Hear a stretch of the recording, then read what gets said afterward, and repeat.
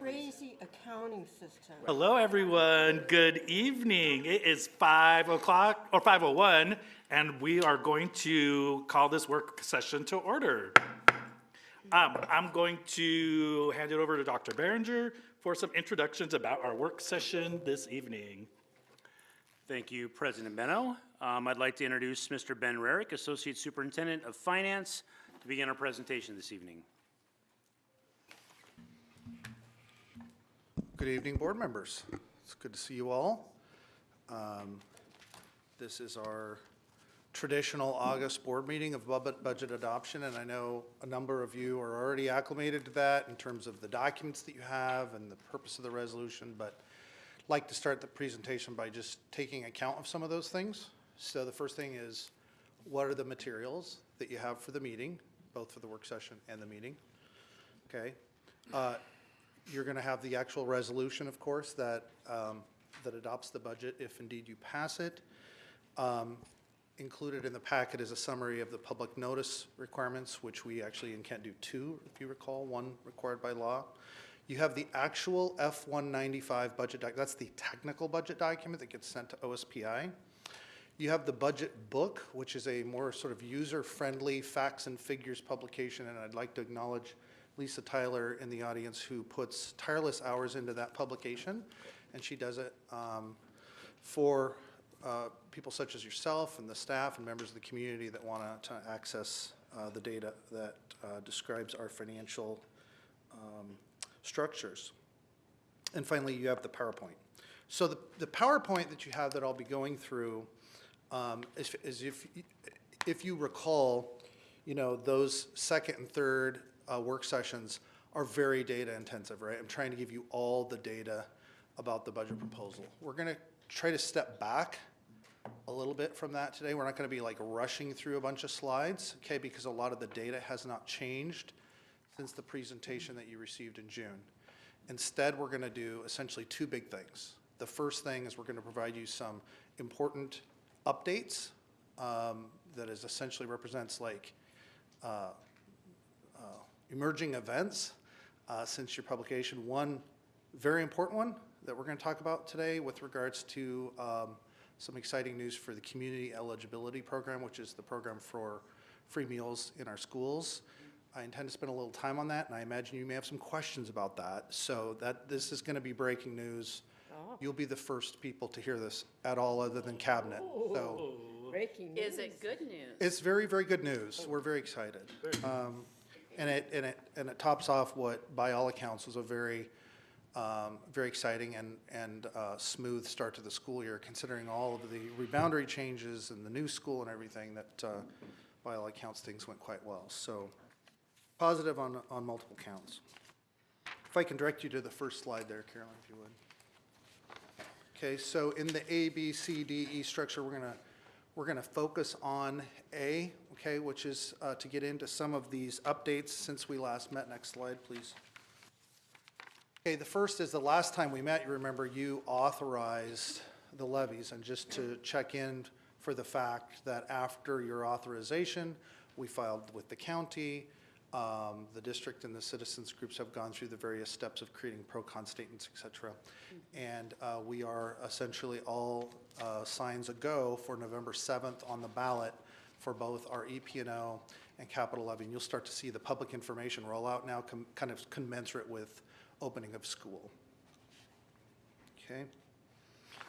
One note on the budget is that were those levies to pass, recall that there's a portion of the capital and technology levy that actually pertains to calendar year 2024. We'll be coming back to you for a budget extension in the spring if it passes, because it'll reflect small changes in the year in which we are operating.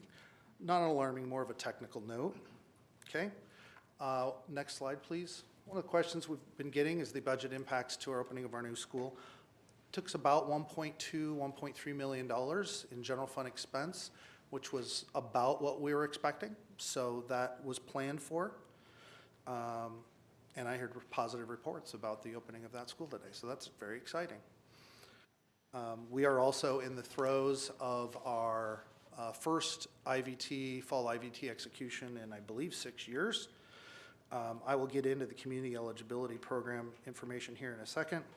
But also of note here, particularly as it relates to the budget, is these first 5 days, we will be spending hours a day zoning in on, now that we have reboundaried, what are the students' counts looking like in these respective schools, both as a result of having redrawn the boundaries, as a result of having moved 6th grade, and as a result of having opened up a new school. So we should have updates for you in the next couple of weeks about the results of that.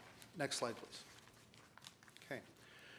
So when you vote on the resolution, in effect, this is the data that underlies that resolution, just so we're really clear. And that, I know it appears very technical because it's exactly what is in the F-195 that maps to your resolution.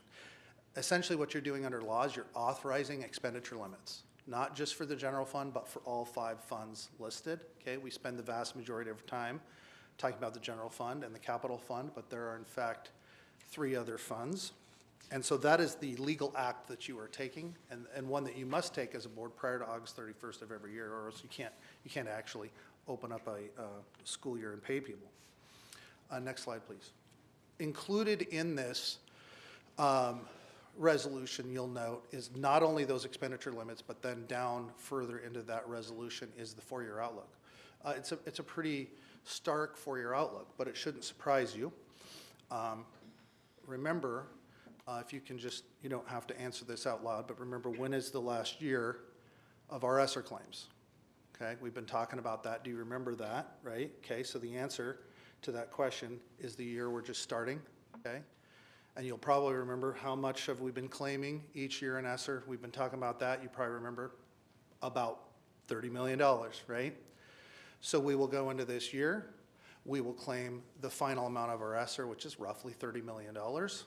And then once we get into that next year, we are essentially vacated of that $30 million of which we have been relying for the previous minimum of 2 years, okay? So do we have a financial problem for the school year that we're starting? No, we don't. We do not. So we'll claim that ESSER money. We have a healthy fund balance.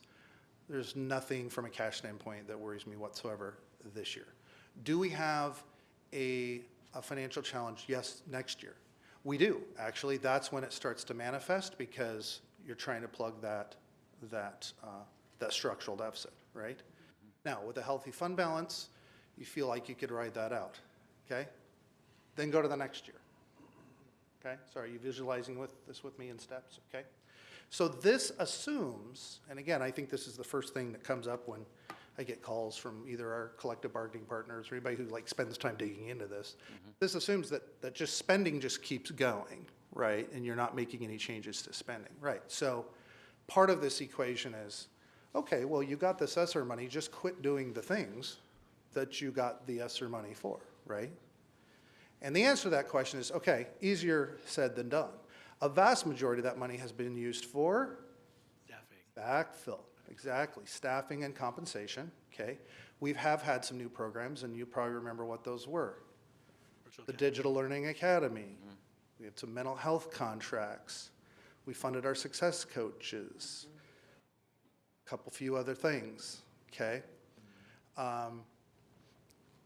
But the majority of that funding has not been to create those new programs. It has essentially been to subsidize, by and large, to subsidize the revenue loss associated with the enrollment loss, okay? As long as you're clear on that, I have done my job. As long as you're clear about those steps, okay, going into next year's, because one of the things I was reflecting on is we had a number of board member requests and things that we were able to accommodate this year, that long-term, it would be a sort of a different conversation, okay? Next slide, please. Can I ask about the assumptions on that one? Yes. So you talked about the assumptions of the expenditures. Yes. Could you touch on the assumptions of the offsetting, I guess, income? I can't, what's? Revenue. Revenue, thank Yeah. you. In the big picture, I can, yeah.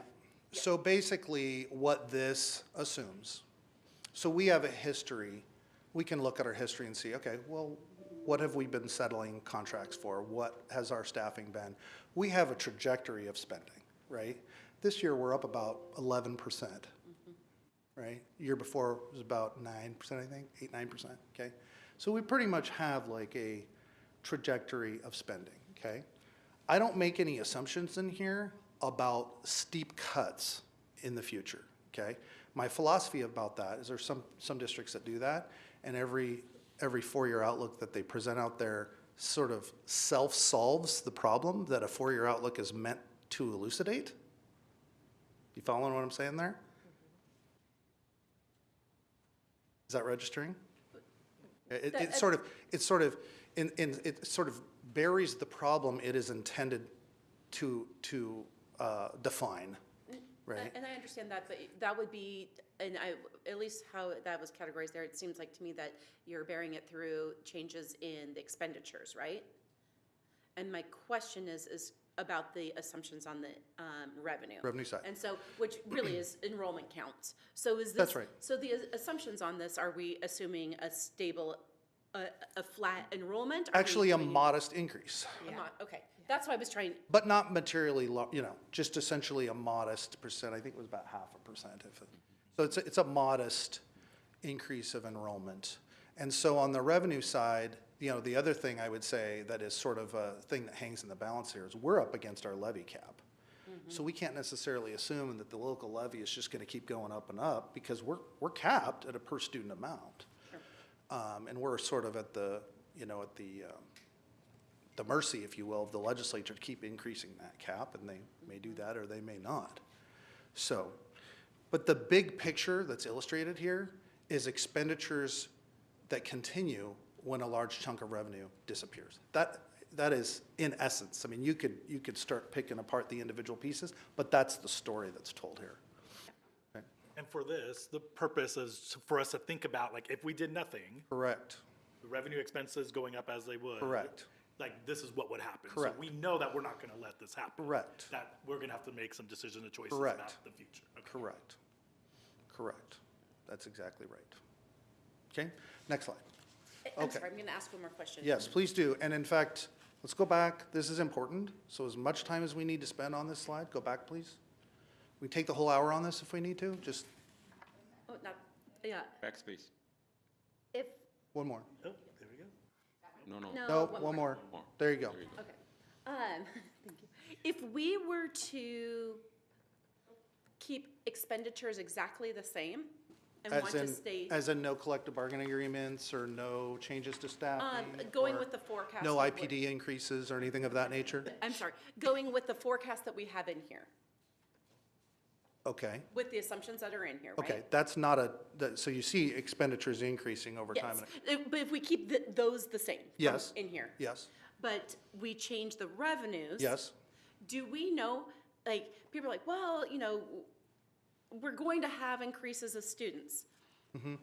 But I guess what I'm looking for is, yes, we're going to have increases, but let's say even if they go up 5%, that's still not going to make the differential Mm-hmm. Yeah. between the, what we're looking at for the normal course of where we see expenditures Yes. going if we do nothing. Yes, And so I guess what I'm trying to get at is there has to be expenditure cuts yes, for us to be able to maintain the fund balance? correct.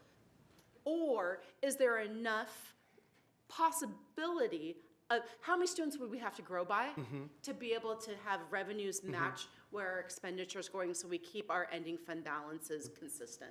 Are we, would we have to grow by 50% a year? Okay. And so I'm not asking for necessarily a Yeah. number now, but I would like to find out. That's a fair question, but I also don't want to oversimplify the problem. The issue isn't solely enrollment. It is Yeah. predominantly enrollment. Yeah. But every time, and again, this is just a factual statement. It isn't meant to cast aspersions one way or another. But when we make decisions to either staff at rates higher than the state or pay people more than the state pays us to pay them, there's great reasons to do that in terms of attract and retain, and our employees are great and all this, right? The counterbalance to that is there has to be an ongoing revenue source to account for that. So where is that coming from? Is it coming from the local levy, the one that's capped? Right? So that's the, so I could say, oh, you gotta come up with a certain number of students, but that sort of implies that the enrollment is the only issue on the table. Enrollment is not the only issue. It's a confluence of our spending trajectory and losing students at the same time. And you could get real creative with revenue, with maybe partnering with some of our, I mean, like they've done in Seattle, with the city of Seattle, has put a lot of money The into Families and this. Education Levy. Not saying that Kent's gonna be able to do that, 'cause I Yeah, don't think they that- got a special legislative exemption to do that. But I mean, and they have their challenges Yeah. too. But I'm saying, you know, along with enrollment, we maybe should be out in the community, and we probably already are, from Yeah. what I see from the Yeah. superintendent's report, it was on there, that there's possibilities for large partnerships to maybe bring in more revenue. We are exploring those. They tend to be, I mean, we're talking about macro level, No, I know. right? I hear you. So we're trying to chip away at that, to be sure. But the structural deficit is sort of not of a incremental nature. It is a structural. So, you know, it's a bleak outlook. I will say this. There are some districts that would prefer to be in our financial situation. So this is not necessarily just a Kent conversation. No, yeah. And the kind of push and pull about taking care of your people and thinking about the future, that's as old as the hills. Everybody struggles with that since the beginning of school districts, since the beginning of marketing, right? And so you try to balance those as best you can. And I think we've done a great job of it. Next slide. Okay, you're going to want to hear about this. Good thing we're sitting. I've been looking forward to this. Yes. Okay. So I am pleased to report that as of about 4 hours ago, and I wish Teresa were here to share this news herself, because Teresa Fields was the one who did the real, like, roll up the sleeves work. And I want to acknowledge her for that, even having to sort of break through some obstacles to do it. The vast majority of our schools in KSD, effective essentially retroactive to today, will be CEP eligible schools, meaning that we will be able to offer free meals in those schools. We're talking about the vast majority. There's going to be a difficult part of this conversation in terms of there are some schools that still are not included, not because Kent doesn't want to include them, but because the regulatory framework precludes them from being included. And in that case, we're still relying on the legislature to pass a universal free meal bill from last session. But here are the basic facts. If our count is right, and again, I reserve the right to come back and switch this by a school or not, we think it's 37 total schools will be part of either the community eligibility program, or there's 2 schools that actually technically won't be in CEP, but we will still be doing free meals in those schools because of a carve-out in a state law that was passed this year. And there's some details there, we can get to that. But just know there's 2 that are still free but not CEP, if you can just kind of keep that in your mind. Okay, the list is long. I'm not gonna read all 37 schools, okay? We're posting this tomorrow, and we're alerting principals first thing tomorrow morning. Principals will hear about this before we send out the press release, okay? A couple of details here in terms of which schools will not be included, and what does this mean for the schools that are included, and does this mean everything is free? It doesn't actually mean everything is free, it's just the meals provided. But the following schools are not included, meaning if I don't mention them, all of them are. Kentwood and Kentridge, KVA, and iGrad and Top. Okay? Now, the 2 schools that are technically not CEP schools, but are still going to be eligible for free meals, so we're going to call those the asterisk schools, are Seuss Creek and Emerald Park. Everyone else will just be included in CEP, which is a huge change. Your next question is, what about kids that paid for meals today? They'll automatically be credited, reimbursed, I guess is the phrase. We learned about this literally at lunch today. And we have been pressing OSPI about, hey, we're starting school and we'd love to be able to get this out, you know, in a timely fashion. But Teresa was quite literally up all night with these calculations of the maximum number of schools that we can get included and still meet that, to be at 40.012% or something, So we truly maxed out the number of kids and schools that participate. And from our perspective, all of our schools should be able to participate. And so to be clear, that is not something that the Kent School District is imposing. We're operating within a state and federal regulatory framework, okay? Is that clear? I don't want that to be misconstrued, because that would be the worst message. Kenwood, Kentridge, and KVA. Kentwood, Kentridge, KVA, and then the two programs I got, iGrad and TOP, okay? So when it says 5 schools, it's actually 3 schools? No, it's Oh, because now iGrad and TOP, I see. right, Sorry, right. thank you. okay, I got that, I didn't get the. all right, Yep. okay. What are the? The couple of, yes, sir. Okay, continue. Okay, there's a Thanks. couple little facts and Right, right. figures here. So the first thing is, we're gonna make real clear, just to avoid, there's schools that sell things à la carte, and that's not free. So it won't be just sort of you get everything for, it's students who want to be fed a meal. They can get that for free. Schools that participate in à la carte servings, it will still be a à la carte charge. Did the lunches include fruit, vegetables, milk? Yes. Oh, And yeah, and I'm honestly not deeply knowledgeable about the à la carte aspect. I think that tends to be more at the secondary level, but it exists in certain schools, and kids can just go and get a milk unless they, and they'll still have to pay at the à la carte basis. If you need more than that, I'm gonna have to get Teresa here for you so she can, but I think you know what I'm talking about. Yeah. Yes. One thing I want to put on the table here is that, obviously, this is a huge change and a big deal for our community. Yes. There's a couple of impacts that, as a community, we're going to have to be thinking about. I think we got this. We're going to work in as a team and figure them out, but we should at least talk about them. The first is that adding schools to CEP does impact our Title I funding regime. The structure of it, how schools qualify, rank order, the whole 9 yards. We won't be the only school district going through this, so we'll have some partners. But you'll have essentially a lot more schools qualifying for a fixed pot of money, right? So sort of figuring out what the long-range plan is and the impacts to buildings, particularly as it relates to Title I funding. So some strategic thinking and partnership to be done over the next year, working with OSPI and our peers on that. The second thing is, this doesn't mean that we can just stop doing free and reduced lunch applications. So schools that move into CEP now do something that's called a family income survey. Sort of the same information, sort of differently packaged as far as I can see. And our participation in that remains important and vital. So there's going to be an administrative shift here to make sure that all the buildings understand.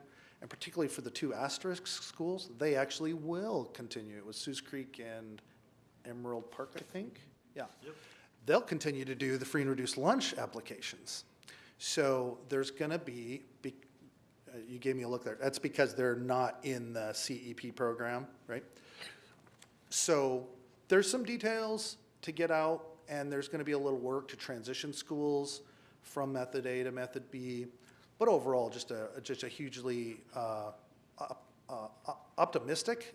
It's been a lot of work, and I want to acknowledge Teresa Fields publicly, who's been up months and last night all night trying to get OSPI to agree to a specific mix of schools. So she deserves a shout out for that. And also, we want, in some places, for students to fill out those free and reduced lunch, because that's how they get sports. Yes. AP, IB testing That's right. waived and things like that, so. There are lots we'll of always encourage implications, yeah. those, yes. So this isn't one of those things that we just do and then go, great, and we're done. There's some work to do here. Yes. But in our view, it was a no-brainer in terms of making this move, and our only regret is that the regulatory framework doesn't just allow us to sort of include everybody, So we pretty much maxed out on the schools that could participate. I did have a question about that. Yes. Because different is often expensive, right? And so having 3 schools, that there is still an administrative cost of processing payments and all of that. Have we ever calculated out the numbers and what it costs to Yeah. process payments for Yep. that group compared to just making the lunches free? I mean, is that? Yeah. That's essentially why the community eligibility program was created, is that at a certain point, people called the question, are we spending more collecting the money than the actual Yeah. money? Yep. So that threshold, whatever that is, and it seems to have changed over time, but that threshold is getting at the exact question, like at what point is there a diminishing financial return of Yeah. hiring people to collect the money that, you know? Yep. So we haven't, that calculation's been done essentially for us through this program. We have not done that individually as a district, but I gotta say, like, it's pretty clear based on the legislature's activity over the last 2 legislative sessions and what seems to be an increasing majority. I think next year, I mean, they're gonna be down to such a small number of schools that I think they'll probably knock it out. You know, it's a legislative priority, clearly.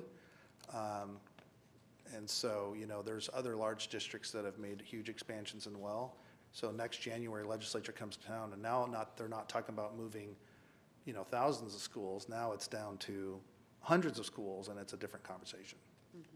I have a similar question because we had, based on a lot of conversations I've had, like a lot of lunch debt happened last year. Oh, yeah. And so what would the difference be of like, if we had over $1 million of lunch debt, just applying that and say, all right, we're going to say Kentwood and Kent Ridge also get free lunch because we already are out money. Like, did we look at that cost too? Just say, well, we'll just as a district kind of do that and just give Kent Ridge and Kentwood free lunch. Is that not a possibility, or is that not allowed? So we've asked this question a number of times. I want to make a clear distinction here between what I wish were the case, what Ben wishes were the case.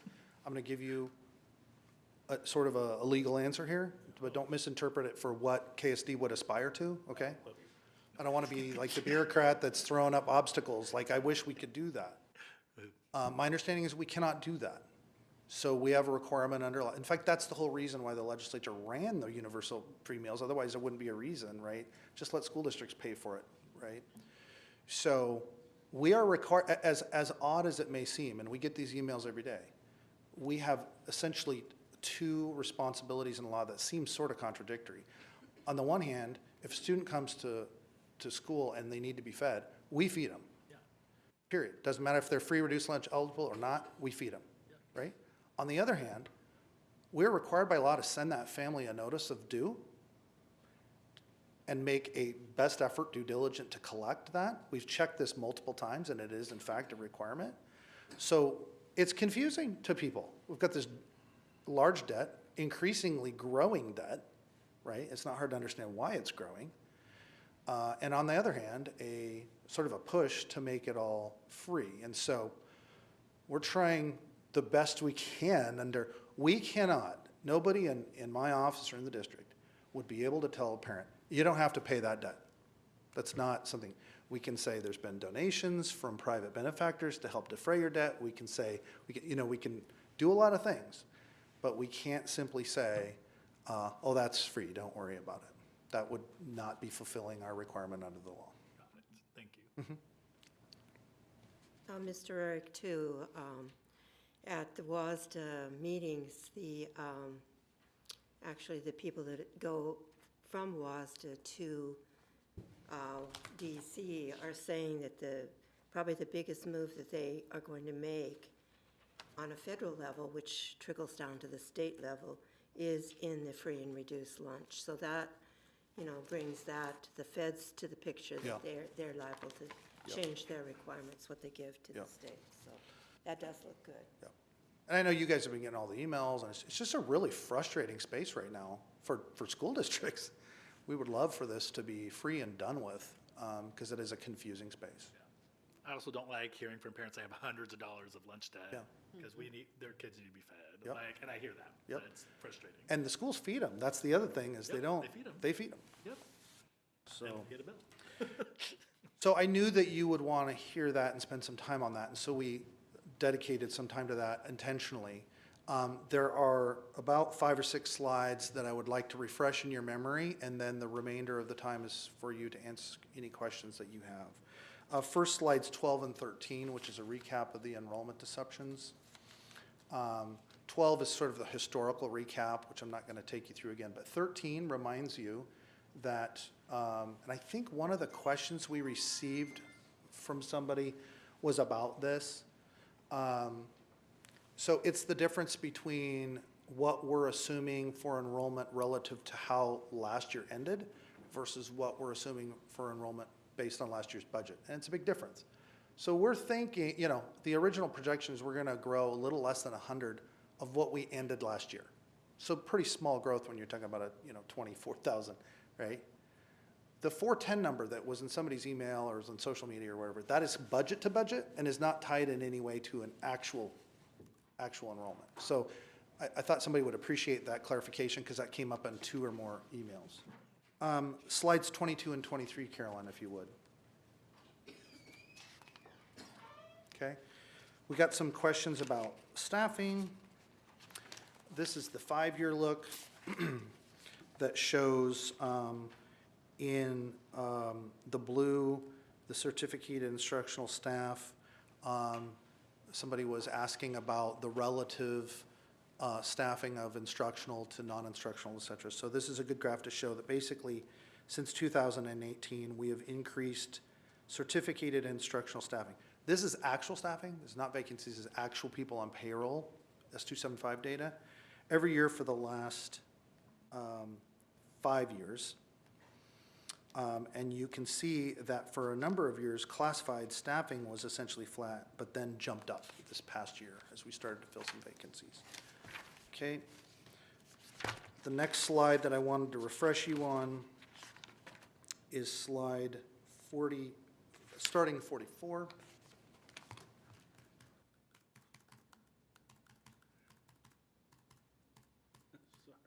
Or not. Okay, I got a question about the board member priorities, I think from 3 emails, specifically about the activity buses, et cetera. Just to reiterate publicly, which I think we've said before, we did follow up on that. We have extended that opportunity to schools. We sent out a survey. And there are activity buses, I believe, starting next week, if not this week. So that is something that's happening. I do have a concern, frankly, about the long-term sustainability of that, but it was such a profound board interest.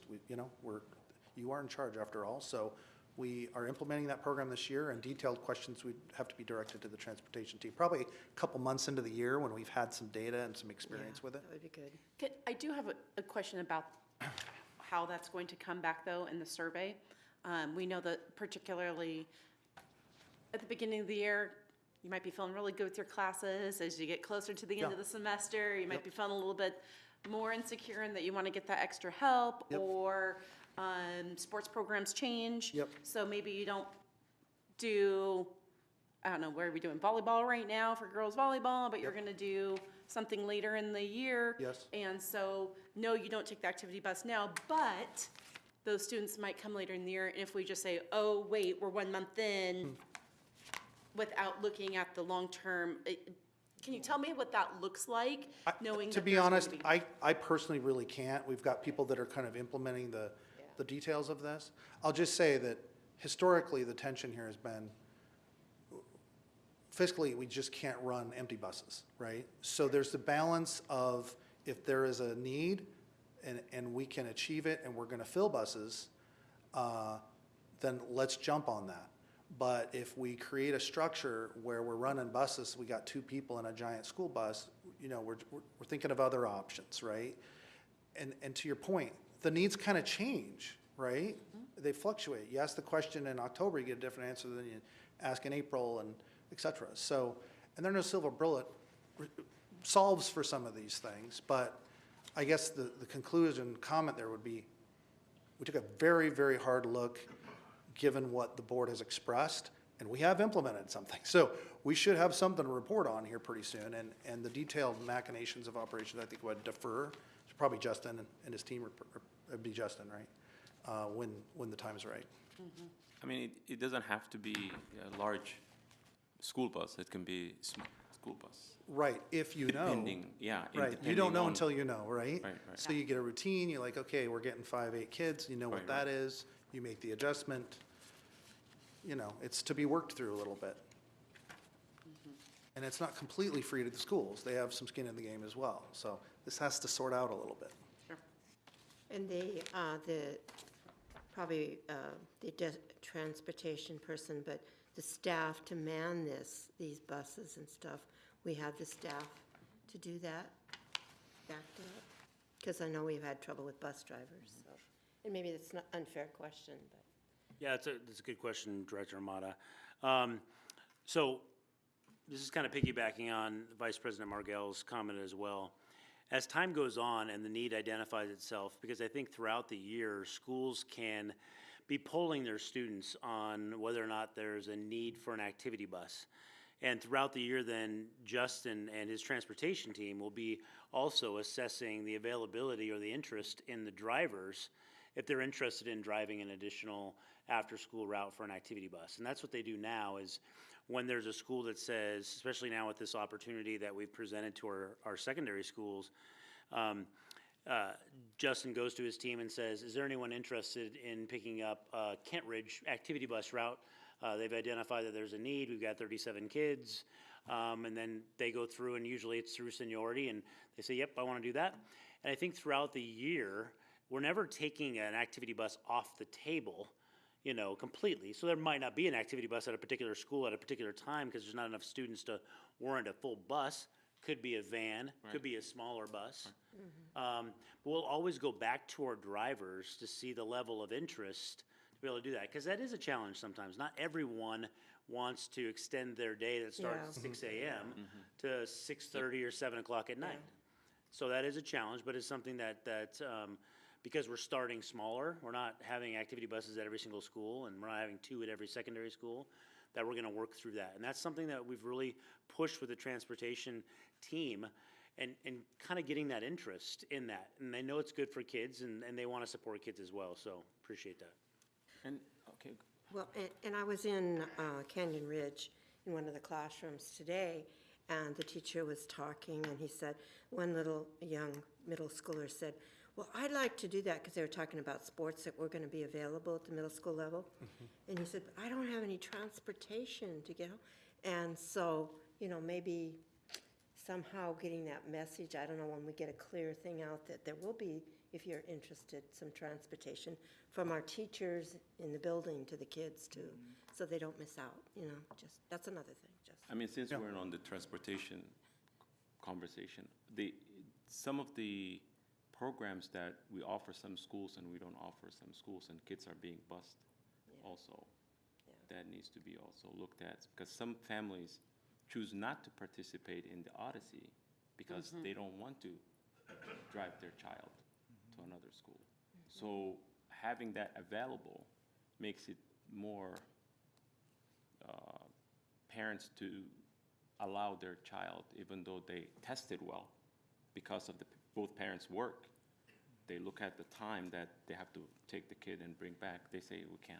That's a problem, yeah. Yeah, Director Farah, that's a good point, and that's something that, you know, that's a different conversation than the activity bus conversation. Right. I'm just saying, since we're in the transportation. But it's a Just think about that, conversation, right? it's a conversation and a Right, topic that's come up over the years. right. About how do we expand programs? Right.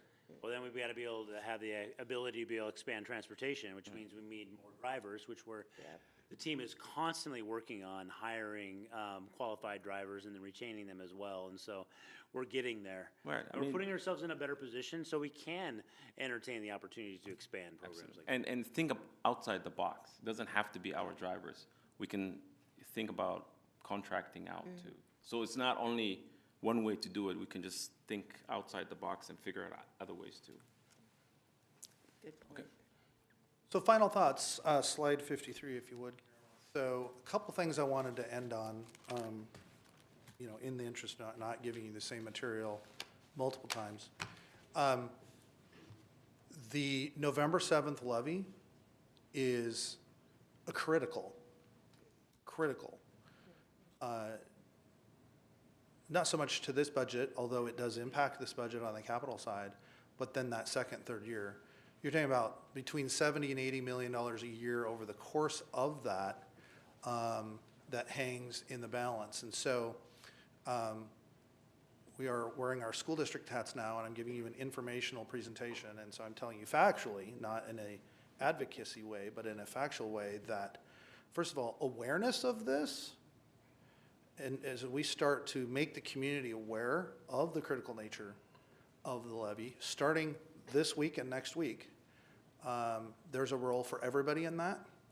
to not forget that it's 2 levies, both the EP&O levy and the capital and technology levy, both of which are critical. One, to just continue, every employee's salary on some level, whether they realize it or not, is subsidized by the EP&O levy. And the one-to-one program that we so cherish in this community for technology and the technology improvements that we expect in our schools will rely upon the successful passage of the capital technology levy. So please keep that front of mind in your official roles as school board directors. So that completes my presentation, and I'd like to offer it up for questions or comments from the superintendent designee. Is that the term? I'll answer it, Andy. Acting interim, short-term something. Something. I mean, I do have a couple of things. I sent an email and I got answers from Dr. Behringer, but I'm going to say I'm kind of disappointed we're not reinstating the STEAM program at Martin Sertoon.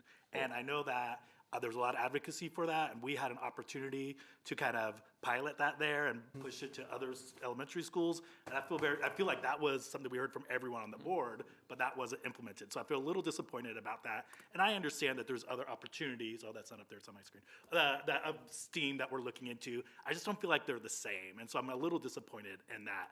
I also, talking about dual language, which we hear the enrollment is up, and I heard that not all the positions are filled. And in fact, when I talked to people at Mill Creek today, they said that they hired someone, but it wasn't what they wanted necessarily in a Spanish-speaking role. They hired someone who was English-speaking, so it's not necessarily what we wanted. So I'm kind of curious about that too, because that was a priority for us too, to make sure that the dual language programs, yes, we increased them, but the staffing necessarily wasn't there. So those are the kind of things I wanted to point out, and how they are in the budget.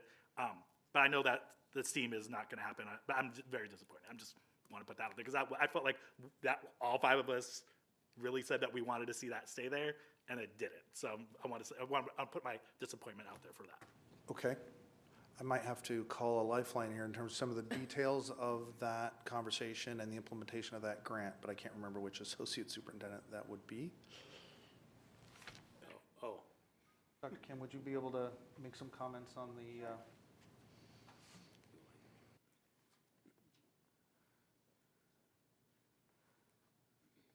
President Benno, board directors, Dr. Behringer. This is my first time at the dais, so Welcome. More to come.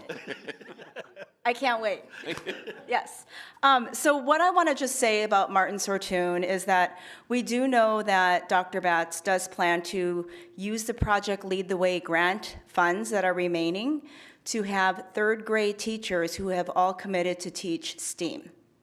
So there is some grant funds there, and those funds will be used for training and supplies. So that is still happening. And then I also have John Rismiller, who is our coordinator of pre-K-12 science instruction. He is on Zoom, and if you'd like to learn more about some of the exciting system-wide pre-K-12 science framework that is under development this year, would be happy to have him answer any questions. I would love to hear that. I know Project Lead the Way is expensive. It's expensive training and required training. So I'd be very curious to kind of hear a little bit more about what the science curriculum is going to look like there. Yeah. Sure. Yeah. John, are you still available to unmute? I am here. Are you able to hear me? Yes, thank you. Wonderful. Thanks for having me, President Bento and directors. I appreciate the time. Yes, as Dr. Kim mentioned, the plan at Martin Sertoon is to use Project Lead the Way units in 3rd and 5th grade classes, and those kits will be provided by the grant as well as the training for those teachers. In addition, at Kent Elementary, they will also be implementing some Project Lead the Way. Their model will be slightly different than the one at Martin Sertoon, but I'm excited to have that there. We also, as far as STEM or STEAM opportunities, have built into our science curriculum a engineering unit at every grade level in which kids are given the opportunity to use the learning they have in science and mathematics and the technology skills to problem solve and apply those skills in essence to solve a problem. And we are excited. We have some projects underway in coordination with the City of Kent to really develop a cohesive vision for what we want the opportunity for kids to have in STEAM from K-12. So I'd be glad to answer any other questions if you have them. I'm good. How about the rest So, of I the mean, colleagues? to just, we Martin Luther will keep their program or not? Their program will not be look the same as it has in the past, no. It will not, it will look different. So this grant you talk about is the 20,000 that we were mentioning that Yes. can be used? Yes, the grant will fund supplies, materials, these kits that they will use in 3rd grade and 5th grade, and it also funds the teachers getting trained on how to implement Project Lead the Way curriculum in the classroom. And I understand that the Martin Luther is also getting an extra music teacher. That I cannot answer. Can someone, because Can someone answer? yeah, Because so I heard that, and I'm wondering how are we giving them extra teacher for music, and now we're not allowing them to keep their STEAM program? Dr. Corbley, could you answer that? Yes, I can answer that question, Director Farrell, President Beno, and directors. We didn't give them an extra teacher. They had actually reduced their music sections in order for the STEAM program that they were piloting to be in place.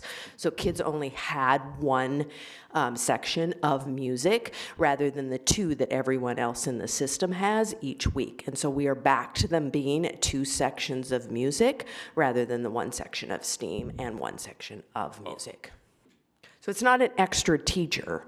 It's just going back to the model around music. I guess I'm just curious. I mean, I'm sure we were told this, but if someone can remind me, why did we make the decision to reduce that and include, because what they were doing seemed to be working.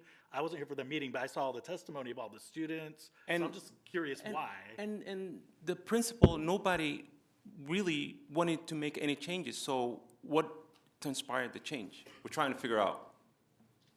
Well, we do know that the music program and the feed into that there were less kids participating in music, and it was harming the music program in that particular school, unlike the others.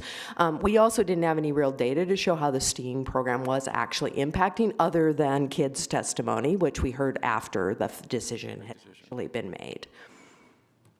So usually in a pilot, wouldn't we be collecting, they were doing it for a few years, wouldn't we have been collecting data and for it to last that long? So I'm just curious, like, if we didn't have data, why did we let it run? So why did we use that then to end that? So they so STEAM actually started there prior to my even coming into the school district. They had a STEAM teacher. It had a different model. In our previous associate superintendent had been leading that work with Martin Sortune, and I think there just was a gap with that person leaving in order to get the data, and the principal who was running that program, getting the data to us to see what was happening. I sometimes wonder when we make a decision without the participation of the principal and the teachers at the school, kind of seems to me that's a top-down way of doing things. This was a discussion that was had with the principal the year that he came into the building about the continuation of funding of that particular position in the way that it was funded. It had been funded by the building prior to us taking FTE out of the music program in order to support it for 2 years. And just to that point, I appreciate that response. I know that we shared a detailed written response with the board yesterday, which was I think a response that you'd also maybe heard before, prior to, right around the initial decision to move away from this. So you have that, and I understand, but we are where we are right now.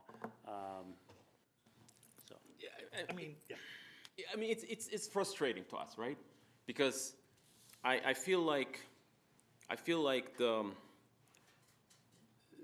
district is dictating to the schools what to do and what not to do, instead of the other way around. So if we're implementing the model, which is the principal's building, they know better then we should respect that and make sure that we always continuously talking to them, asking them what works, what doesn't work, how to make changes, and then decide if that is feasible because we're in charge of the funding. Therefore, is that possible? If principal asks for a program that is not conducive to the budgeting system for that year, maybe we could do it next year, something like that. So that's where I'm kind of not happy about the way we've done this. It would have been a great opportunity to have it for another year, collect data, and be real leaders in looking at how we can use this pilot as a model for what we can do at other elementary schools with STEAM. And I know that there may be conversation about how the music program would look, but there's another question that I have for later about things like how we're doing band orchestra, general music, et cetera. I just think that there's different ways we could have looked at this, and I just feel like the whole board, from what I heard, was very supportive. Like, no, we should leave this there, but I don't feel like that was heard. And so that's why I'm asking questions about what was kind of the data on that, because I think it's really important, and it shouldn't be seen as like, oh, it's taking away from music, so we need music back. It's not competition. It's like they're both enriching, and we could have looked at as a way to kind of support all of our schools eventually as a model for, maybe that's something we could do at every elementary. But anyway, I don't know if it's either here or there, but it's on our slide, so I wanted to at least put that out there because it was a board priority, but I feel like that priority wasn't really listened to, and that was kind of taken away from that school, and that's going to really impact that school. So I wanted to put it out there just for the world to hear that I wish we would have looked at that more, and I wish that maybe in the future, maybe they can get it back or whatnot. But I think there's different ways we can. We came back from COVID, we're going back and doing everything exactly the same way we did before. That didn't necessarily work, and we had an opportunity to kind of make some changes, but. May I, After you. before we move on? Yeah. I just spent about 30 seconds here going on to Washington State Report Card OSPI, and I can see Martin Sortune has some of the highest math and science standards in their report card. So when we talk about not having data, I mean, it took me about 30 seconds to find this. And so, I mean, there's obviously correlations of other things that go into this, but I feel like that there could be some data that was collected that we just probably need to look at based off of what they've done. So I challenge a little bit that there's no data. The other thing I would like to say is my question was going to be is we had a model that either which way, if we're going to do it or not, we did get feedback and information from, and how are we using that data for shaping what we do for STEAM in the district going forward. And what I've heard so far is that we're coming up with something different. And I wonder when we've gone through something and we've learned from it and done something with it, why are we not applying those learnings to the decisions that we make going forward? Does it play into, Dr. Behringer, that we're trying to be equitable to all our elementary schools, or in general, that they probably didn't have as robust an opportunity for this kind of program? Did that play into any of the decision-making on that, possibly? I mean, I'm not saying, obviously they had a great thing growing there, they loved it, but it wasn't sustainable, And did it become sustainable because of the extra grants they got for a while? I'm just curious about that. And I don't have all the answers to that particular piece, whether it was a decision made based on equitable decision, whether everybody has the opportunity for that. What I do know is that this program was slated to end that year as it was originally started, and so and that's what happened. It doesn't, and no one's saying that STEAM is not good, and having access for our students to be able to access STEAM, which is what Mr. Rissmiller shared about the fact that we're trying to incorporate actually more STEAM things into different grade levels. And that way we can make it equitable across the district. So all kids at grade levels are having access to things. So Yeah, there are things that we can do better, and there's things that we learned from this particular situation, because we've heard testimony from our students, how much they appreciated it, enjoyed it, how much they learned. And so, moving forward, and I think, again, we've heard from the board now a couple different times about this particular piece here. And I'm telling you, Okay. I hear you. Okay. And that, it's not just STEAM, right? STEAM, Yeah. like that is a label that can be put on a lot of different things. We had a program that people loved and learned from. Have we done the deep dive in the after, pilot synopsis, or I'm looking for a different word and it's not coming to me, review, that's what closest, of saying, these are the things that really worked well, and this is how we can make it so it is equitably distributed across the district so everybody can benefit from these things. Maybe we can't do this exact program, but here are the 10 things that were the best things about it, and we can implement 8 of them. Right.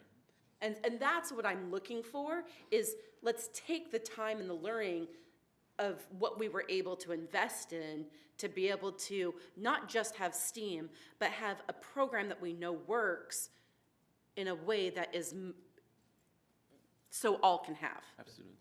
And then there's, I would kind of push on equitable at all the schools, Director Hamada, not just to get at you. Right, but- right, right. Because Kent Meridian's the only school that has IB. There's a high school that doesn't have choir. Some schools have theater, some don't. Like some have college and high school courses, others don't. There's inequities all over. So if we were back to what Director Farrow was saying, it belongs to the building principal to kind of figure out what they want there and us to support, because we're not going to have, all right, all these classes are exactly the same at every building, because that's not necessarily a model that works for all. And so this was a model I felt worked at Martin Sartoon, and we should have just left it. And I just want to add to what Director Margell said. No data. Somebody could have asked me, because 4 children of mine went to Martin Sartoon.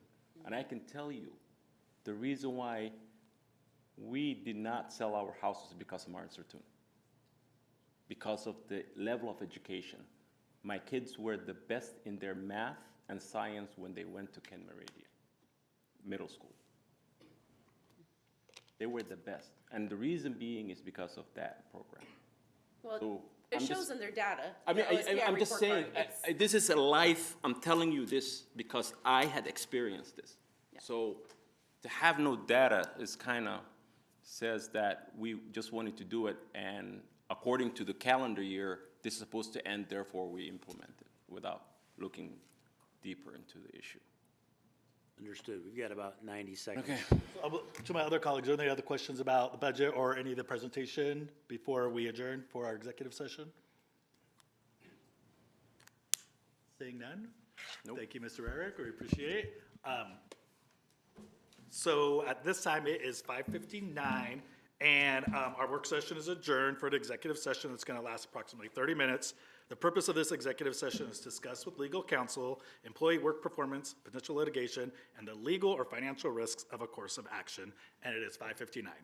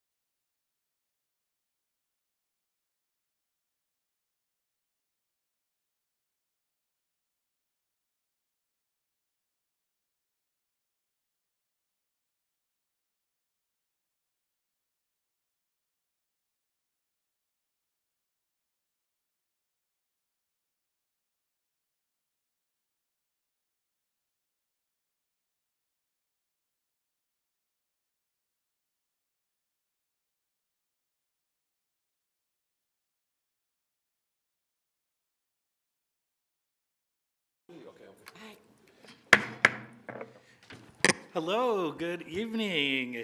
Welcome to our regular board meeting. It is 6:31 and we'll get started. Director Clark, I'm hoping will be here soon. He said he may be on his way. But what I'm going to do first is do roll call. At this time, for the board, I will take a roll call of attendance. I'll call each board member's name. If they're present, they will say here or some iteration of that. Vice President Margell. Here. Director Hamada.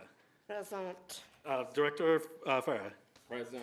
We don't know where Director Clark is yet, but he's on his way. And of course, I'm here physically and mentally, I hope. From there, we will do the Pledge of Allegiance, and I'm going to call on Vice President Margell to say the pledge. I pledge allegiance to the flag of the United States of America and to the republic for which it stands, one nation, under God, indivisible, with liberty and justice for all. Welcome. It is first day today, and I know a lot of our board members went to schools. I called mine the first day of school eras tour, and went on some great visits today. But this is a meeting of, but yes, happy first day. This is a meeting of the Kent School Board, which is held in public to comply with the Open Public Meeting Act. We welcome the public's participation in this board meeting and thank those of you who have come to this meeting and those who are viewing our live stream. Process for audience participation. The purpose of board meetings is for the board to conduct its business in public. During our meeting, the board will listen to but not respond to comments from visitors. Individuals with items to the board or superintendent must provide them directly to the safety services staff. Approaching the dais during the meeting is not allowed. Any items turned in will be provided to the board and superintendent following the meeting. Those wishing to comment must complete a comment card and turn it in either before the meeting begins or no later than the beginning of the legislative update. No cards will be accepted once this report has begun. Visitors who have completed a comment card indicating a desire to speak to an agenda item will be called at that portion of the agenda. There's a brief delay in the live stream audio. We'll allow for extra time for you to make your way to the boardroom if you're in an overflow room. When it's your turn to address the board, please state your name at the start of your testimony. Public comments will be heard after the opening during the preliminary communication from the audience at specific agenda items and during the final communication from the audience. Students will always be the first to speak on any topic. Please limit your remarks to 3 minutes. You'll hear a timer when 3 minutes are up. Please do not use specific names of staff or students or personal identifiable information. Comments concerning the performance of public employee or official may be heard in executive session as authorized under the Open Public Meetings Act. Abusive public comments personally directed towards staff or board members will not be tolerated. The president may interrupt or terminate an individual statement when it's too lengthy, obscene, or irrelevant. Per board procedure, written material to provide board members with background information will be submitted to the superintendent's office at least 1 week in advance of this meeting. I know we got a lot of comments and questions about public comment, what that'll look like based on our last meeting. Yep. And just so to be transparent, on September 6th, we are going to have a policy work session where we're going to talk about public comment and what that looks like. And so if you have questions, concerns, of course, always feel free to email the board, but we will be having that discussion about what that will look like on the 6th. So putting that out there. I'm now going to invite Director Farah to read the land acknowledgement. Thank you, President Pero. We acknowledge we are gathered upon the ancestral lands of the Muckleshoot Indian tribe who historically lived throughout the area between Cascade Mountains and Puget Sound. Awesome, thank you. Well, my computer is being weird, so good thing I have a paper copy. I'm going to ask Dr. Behringer for 1.07 if there are any changes to the agenda.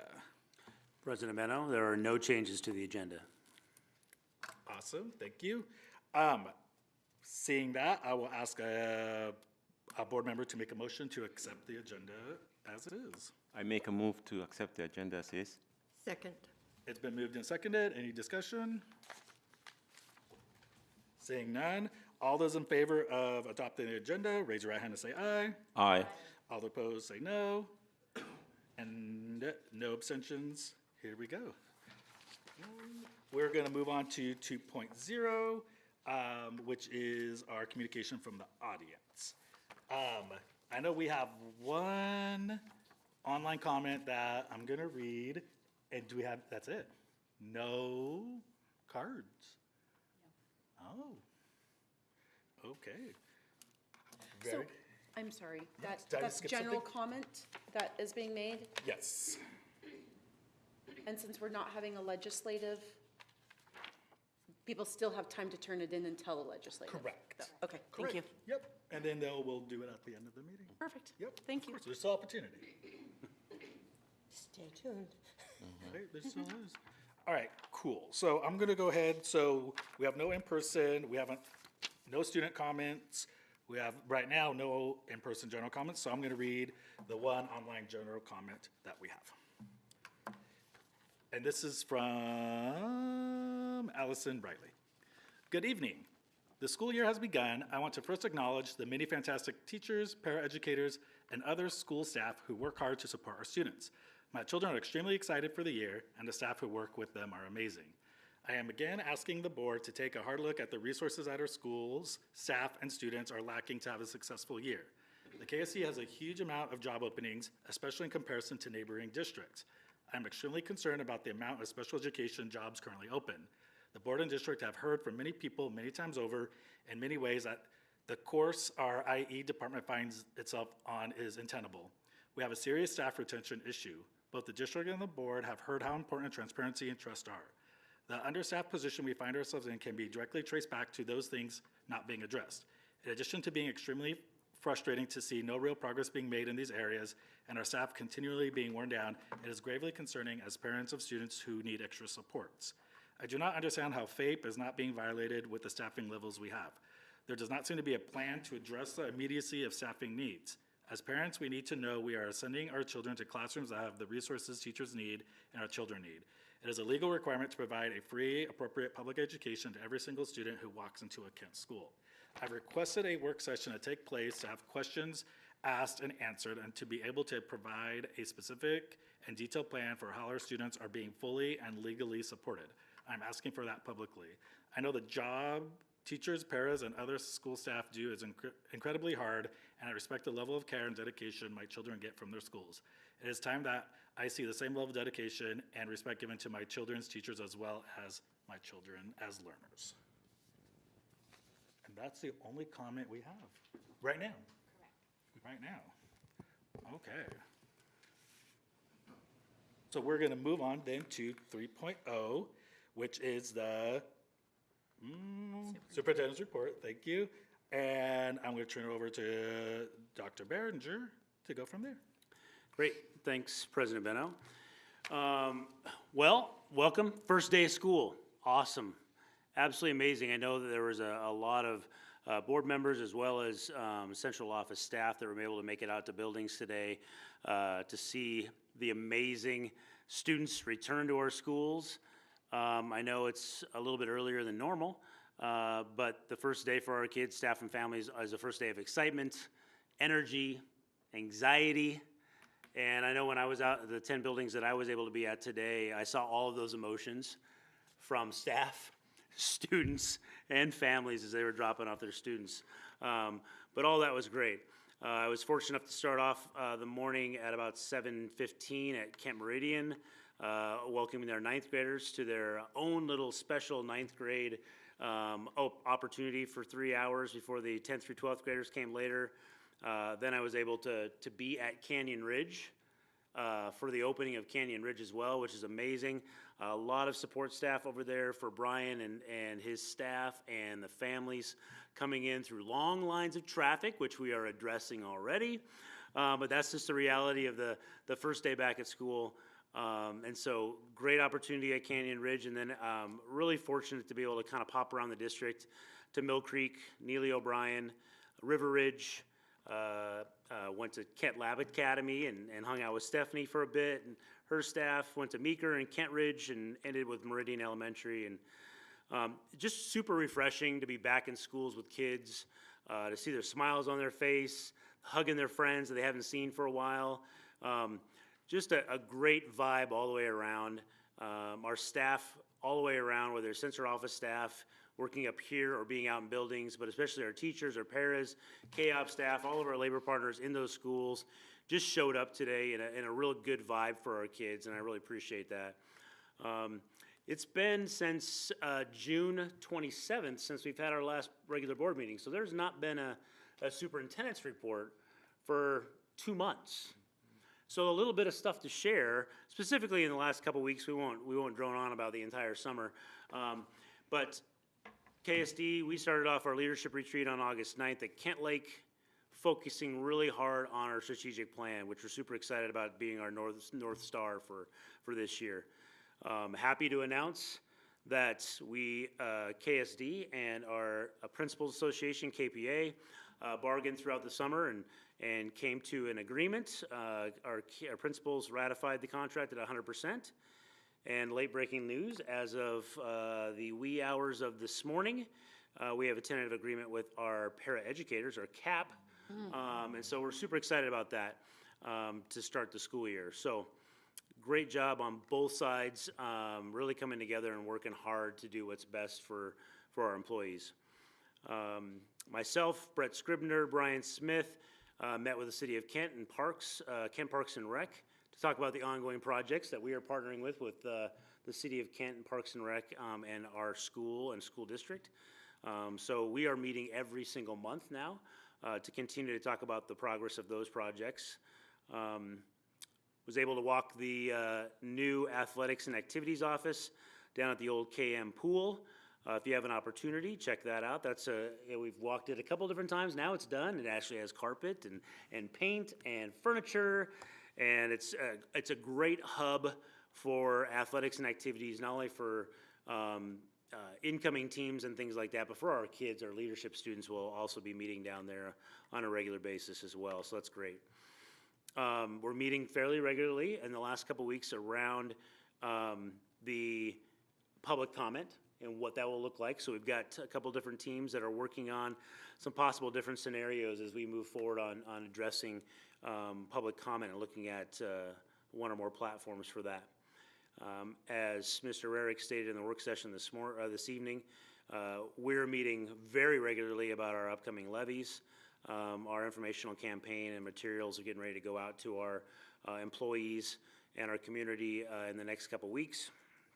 And we're also meeting with our labor leaders as well to share the informational campaign materials and timelines, so partnering together intentionally about that.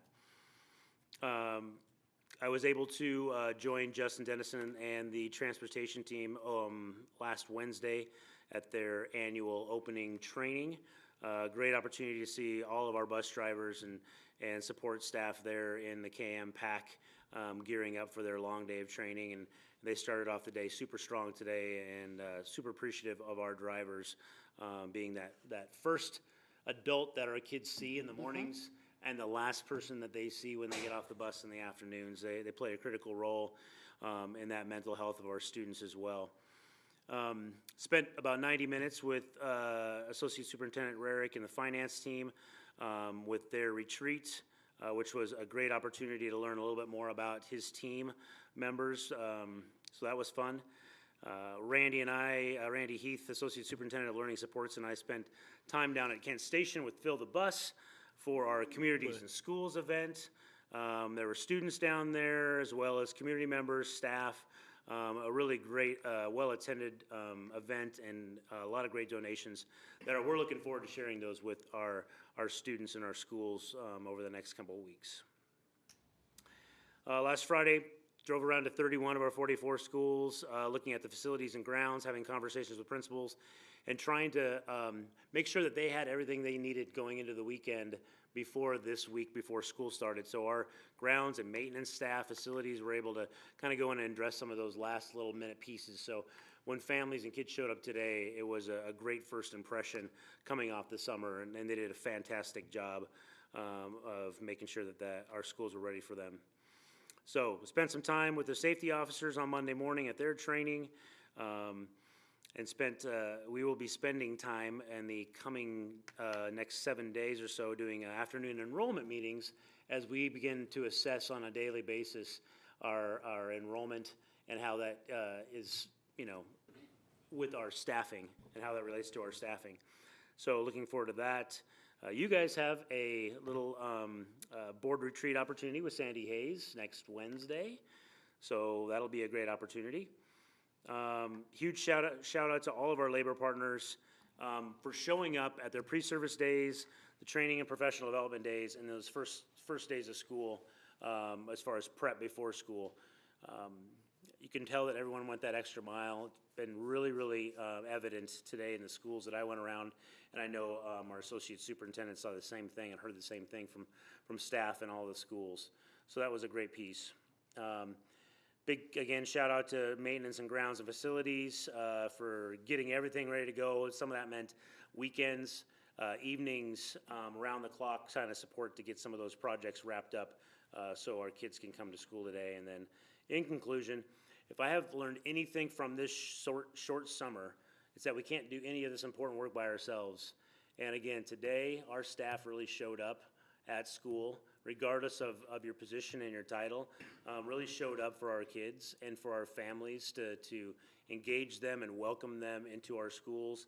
And it's just been a great day. So, you know, the next 179 days, I'm looking forward to them. That concludes my report. Thank you. We're going to go to 4.0 legislative update, but before we do that, I have to announce that all remaining comment cards need to be turned into the blue drop box in the back of the room at this time. As I see people hurry, do not see that. So I'm going to go ahead and close that at this time, and I'm going to call on Director Hamada to give the legislative update. Well, as you know, we've been on vacation, but coming up, the big thing for WASDA is the General Assembly. And that'll be September 21st on a Friday and Saturday, September 22nd. Both of those sessions will start at 9 a.m. They are held in person in Spokane. I will be attending via Zoom, so I can still see everything that's going on. And the last time that we did this in person was in 2020, I believe. Tonight, we will formally adopt a voting member. It usually falls to the legislative rep at the Assembly. And at the Assembly, they're going to be voting on bylaws and the establishment of annual dues for school districts. The WASDA board, elected by WASDA members, provides recommendations for these proposals. And they vote on the core beliefs and values, which they call permanent positions. The resolution committee, elected again by the WASDA membership, provides recommendation for these propositions. They also work on advocacy interests called legislative positions, which is voted on by the entire WASDA membership. If passed by the majority of the voting members, they become proposals of the WASDA platform. There are 295 school districts and 1,477 school directors. So in Olympia, that number is quite impressive. And not only that, the 1,477 school districts represents tons of other constituents. It is anticipated in the 2024 legislative session that we will continue to address issues carried on from last year that we didn't quite get across the finish line. Those basically centered around student safety, staffing needs, school meals, transportation, and school construction. I encourage my colleagues to study the handbook you were sent and be ready for those conversations coming up about priorities. Also, here's cutting news. Look out for the proposal that I hope to get together that perhaps our board and our district can support and present under the emergency proposal clause, which I think is way past the point of being needed. And stay tuned for more results. And that concludes my report, President Bento. Thank you, Director Hamada.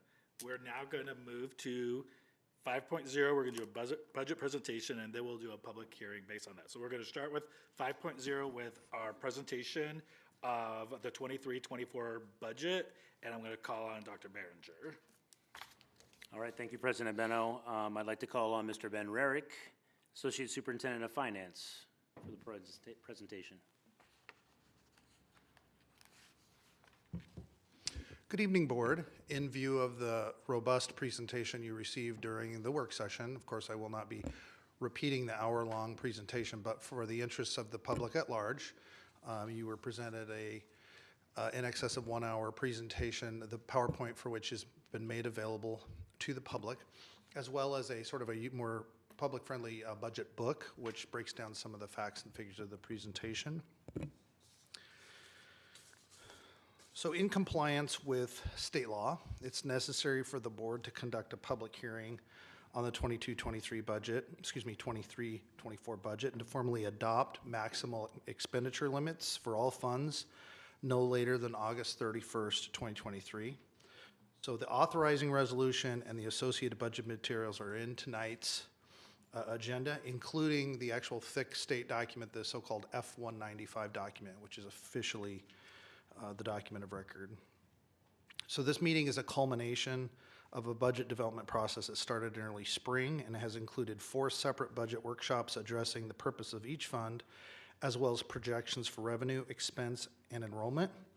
And at the Board of Directors meeting August 23rd, 2023 regular meeting, the budget is before you for review. And by adopting the resolution, you will effectively take 2 steps. The first is to actually adopt the budget, and the second is to adopt a 4-year outlook as was presented to the board in the work session. The resolution itself is in your packet.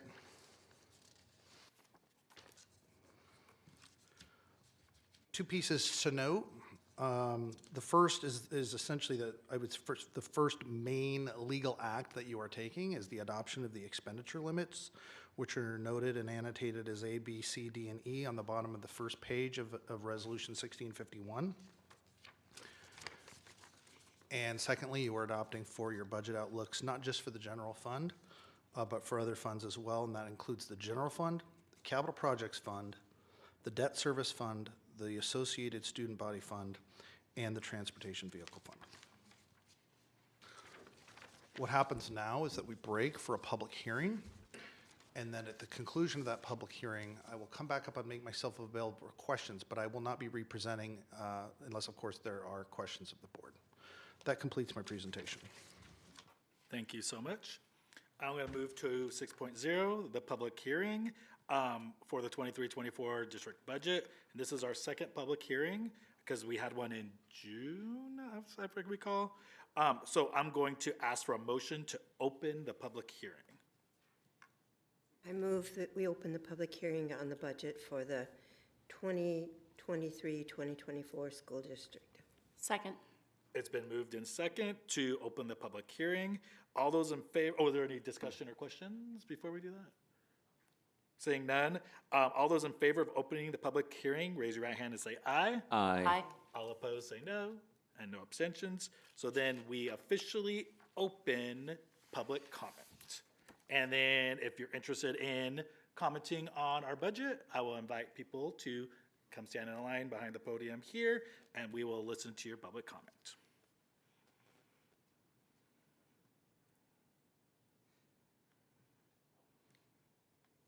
And I'm going to invite the second time. I don't have to do it 3 times. I don't know. I guess that's parliamentary procedure. So I'm going to, for the second time, offer people to come up and present, or not present, to comment on the budget.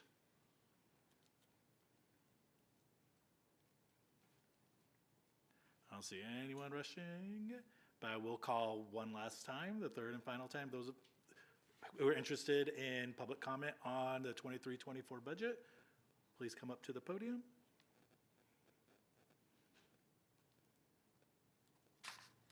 Seeing no commenters, I'm going to ask that a board member make a motion to close the public hearing. I make a motion that we close the public hearing. Second. It's been moved and seconded. Any discussion? I mean, it would have been nice if we had community members come out and ask questions, because we always get emails asking us, why did we make that decision? Why did we make that decision? This would have been their opportunity. So I just wish that we had more community members who are more interested instead of. Maybe it's because we did such a fantastic job in the last 3 meetings asking questions. I mean, I think that sounds great. I'm just saying, Other questions, comments? because we had questions after Yeah, the last 3, so this would have been an opportunity for them to yes. address those questions. Yeah. Okay. Yep. And we always invite the public to come speak, email us, et cetera. Like, we always want to hear from our public, so. And we certainly have a lot of avenues to do that, and have, as a board, have really stressed that, so. Nice. Other comments? So I'm going to call the question. All those in favor of closing public debate, please raise your hand and say aye. Aye. All opposed, say no. No abstentions. So the motion carries. We're closing public debate. So that ends public comment, and I don't know if Mr. Byrick needs to come back until we start discussion on 7.01. For this segment, I'm only available for questions. There's no presentation, but you bring the resolution up for consideration. Perfect. So we'll move on to 7.0, which is discussion and approval.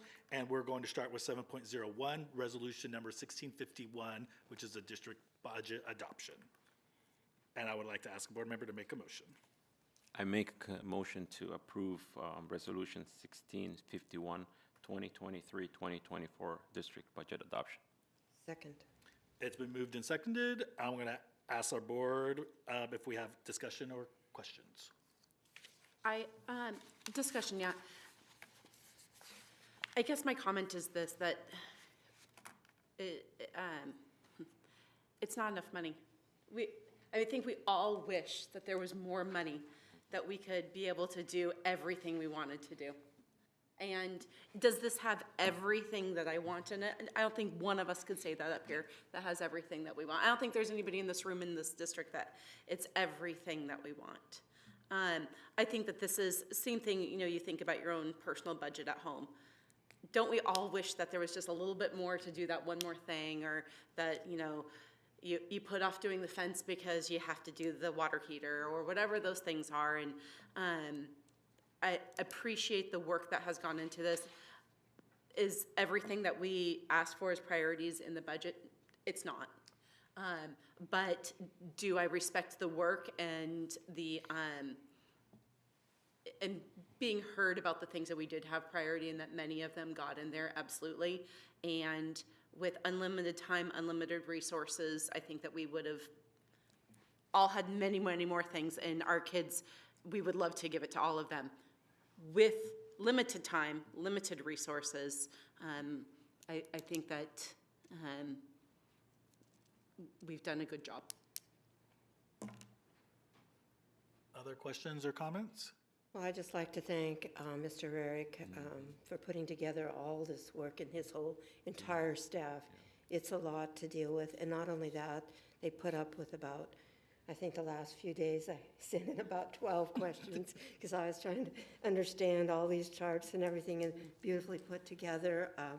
I think it's noteworthy to see that there has been an increase in the staff, I think that's, in if we can only maintain that in some of our leaner years, it's going to be a challenge, and to try to do that. But the work is definitely there.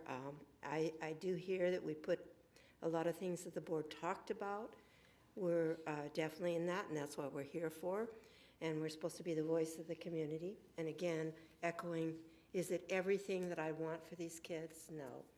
But we do have to live within our means, and it is a pretty good representation.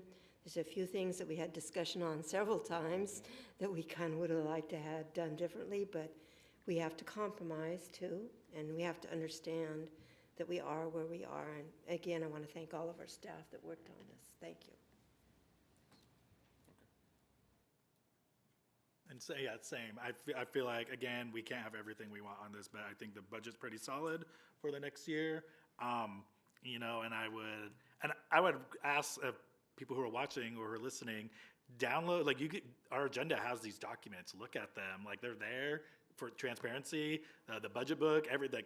all the excitement that you could ever want. All or- 189 pages. Yeah, Yeah, all the it's excitement. pretty- Like, there's pretty some good detailed. stuff in there. And I would just ask people, just look, even if you just look at the PowerPoint with the bullet points, like, there's some information in there. And of course, always ask questions, but at this meeting, we're gonna adopt this budget for next school year. And in the future, we do have a citizens advisory committee when it comes to the budget. You can always email the board. Like, we definitely want to hear about needs and priorities, and I know that the district wants to reach out and make sure that we are communicating with our constituents, because we do want to hear from you. So, and we want to make those options available. But for this purpose of this meeting, like, this is the budget we have. We didn't hear her public comment today, and we're about to vote on this. So, if there's nothing else. Well, I just wanted to mention too, I don't know if everybody listened to the work session, but the good news about, CEP, more of our schools qualifying, is wonderful news. We are working our way toward hopefully universal, meaning all, but we're getting closer and closer, and that is encouraging because we know kids can't learn without food and nutrition. So that was exciting news tonight. Now, want to see how that's going to play out. Yeah, I agree, because that's been a need that we've heard from our community, a lot of our community talking about that, and so I'm very glad that that was done as well. Great, let's go ahead and call the question. So all those in favor of adopting the budget resolution 1651 for the 23-24 school year, raise your hand and say aye. Aye. All opposed? No? And abstentions? None. So the motion carries. We have a budget before the deadline, which is amazing. Awesome. Congrats. Glad we had Board. this meeting. Ben is very happy, it looks like, so it is done. Let's move on to 7.02, and this is where we have to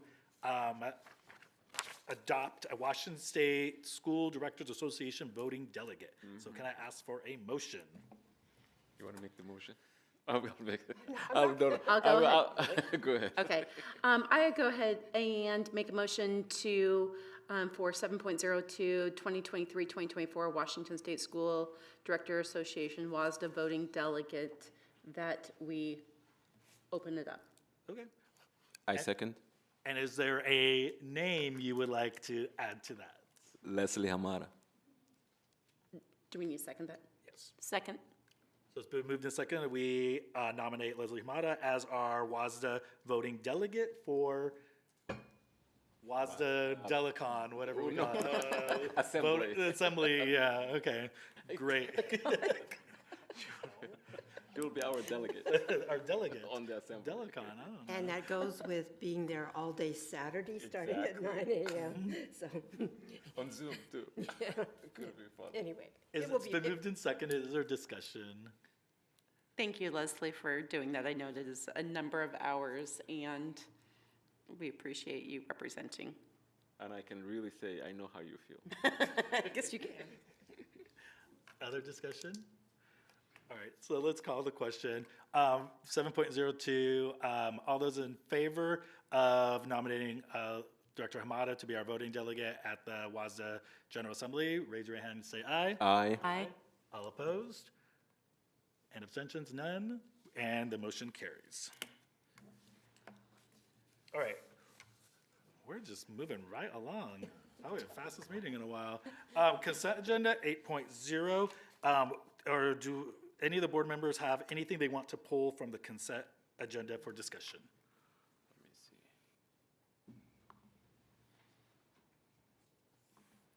I mean, Director Clark's not here, we usually pull the Well, yeah. acceptance. Yes, I know.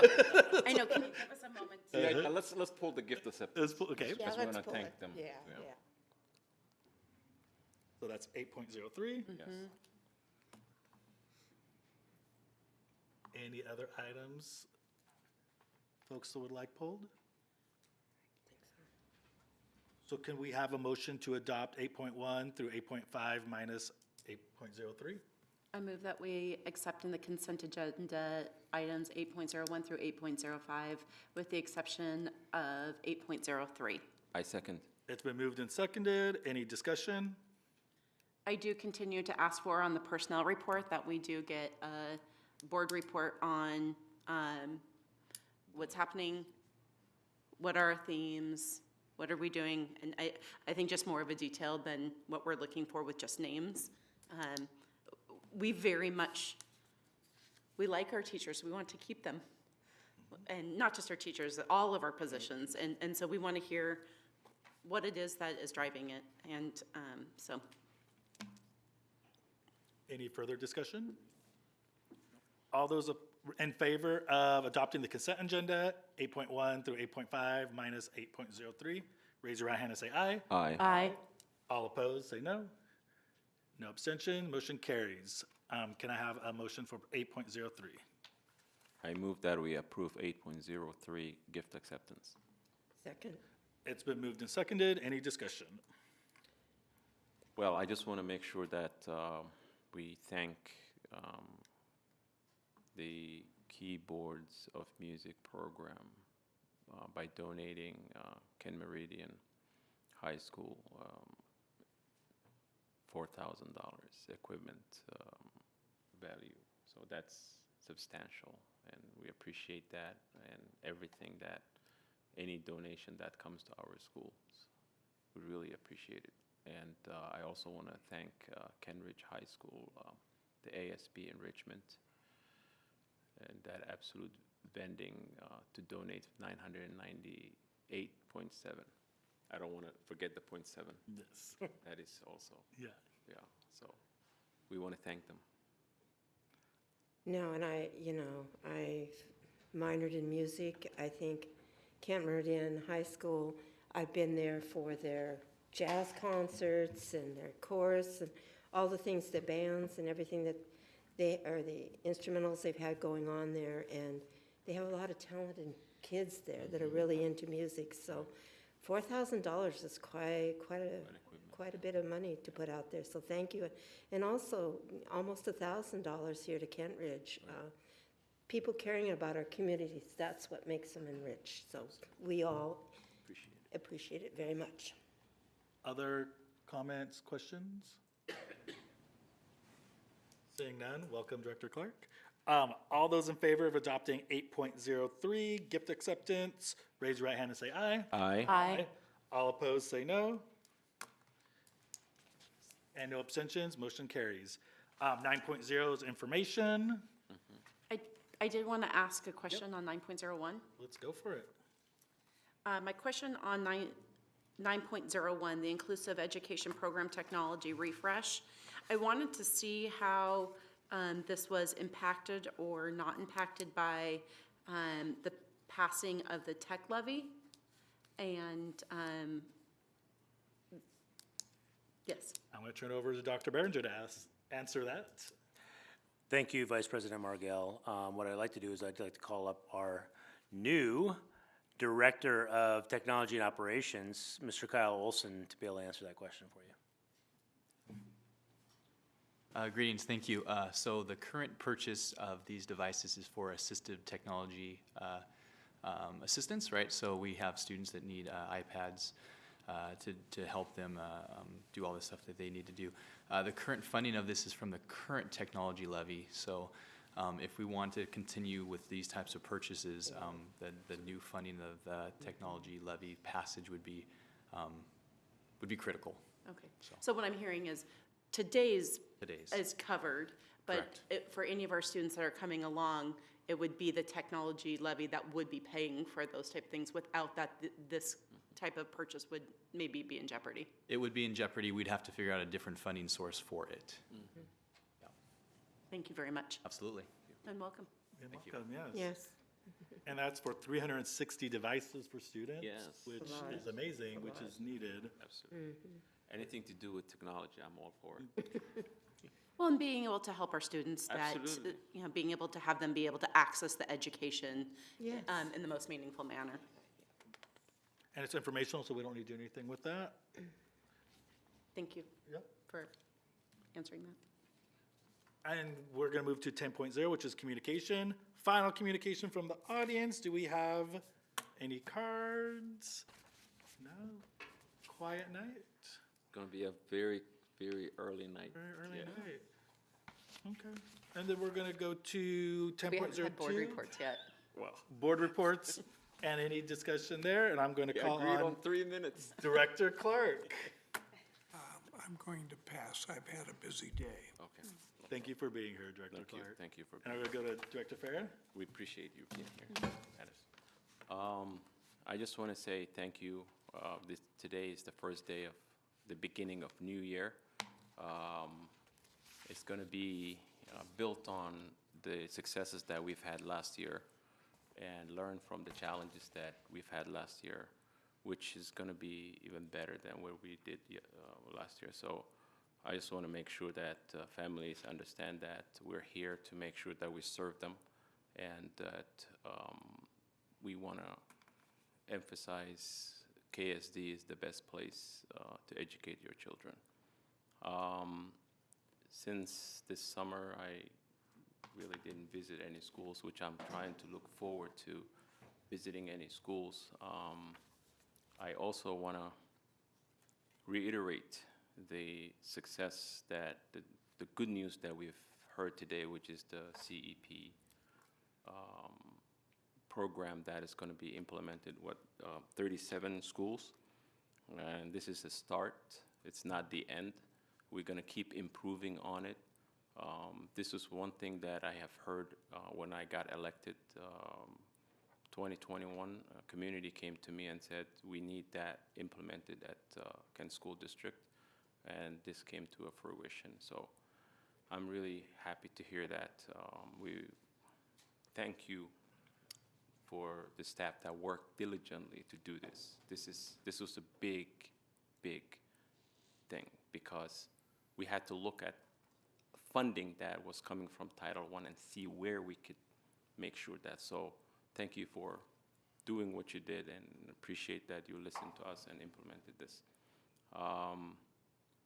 I am gonna say this, and I really want to be very delicate of it.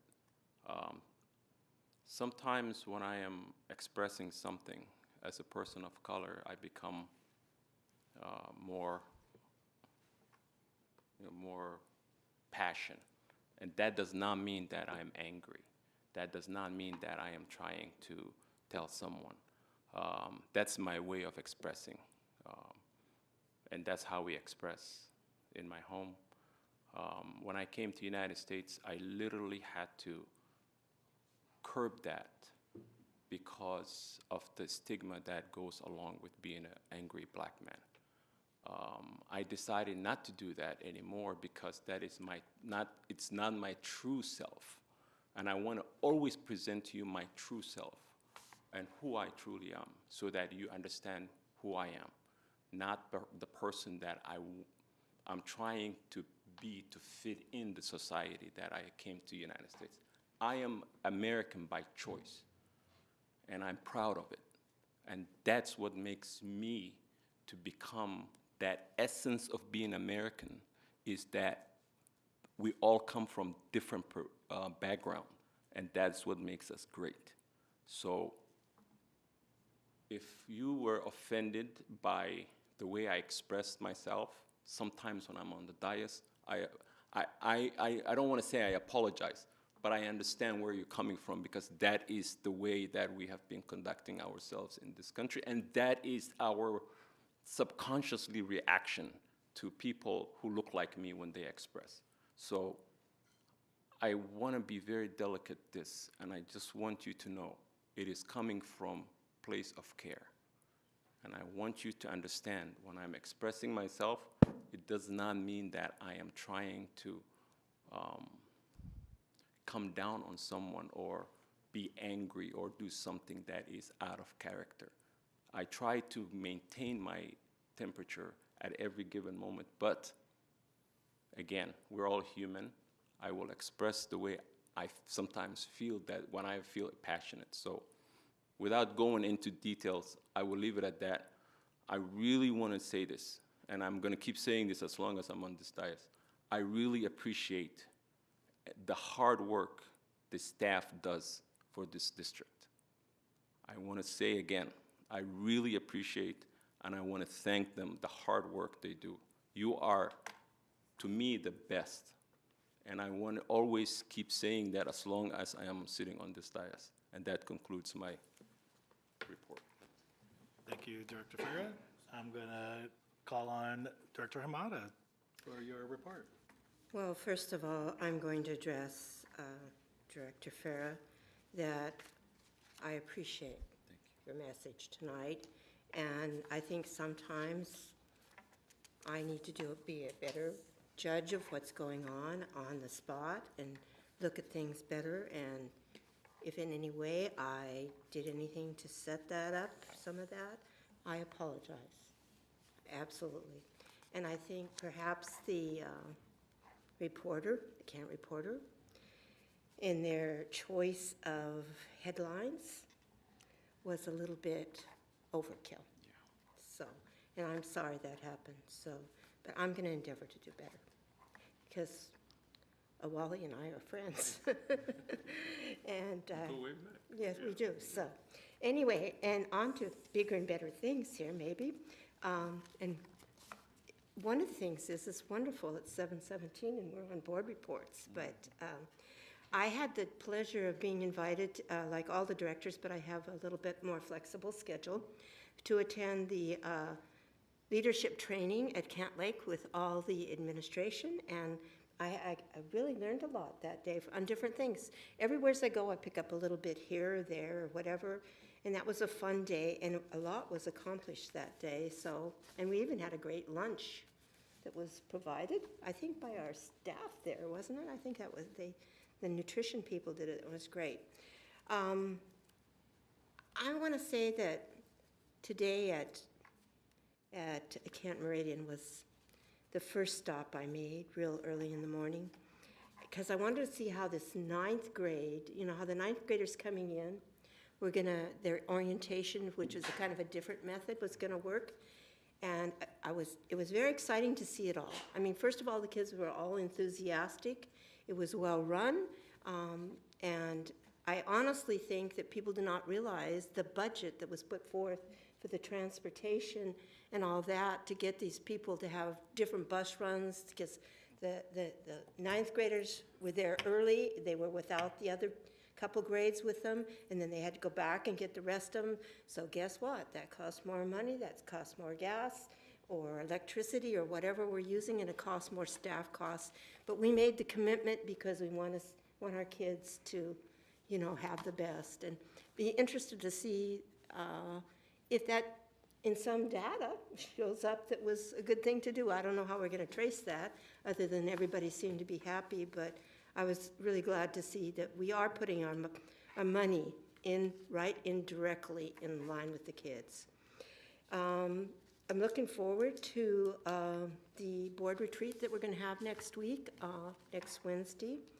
And that same morning, I'm going to have a very full day because I'm going to be up in Olympia at the training session for the tribal relationships at the Labor and Industry building there from 9 to 12. This will be kind of my second formal thing that I've done with the tribes. I did one way up in the northern area, but this one I'll get a certificate, which we have to have as board directors, that we've gone through this training. So I'll be up there from 9 to 12, and then we'll have our board retreat later on, so it'll be a very full day. I'm very glad to see the 100% principal ratification of their contract. That's wonderful.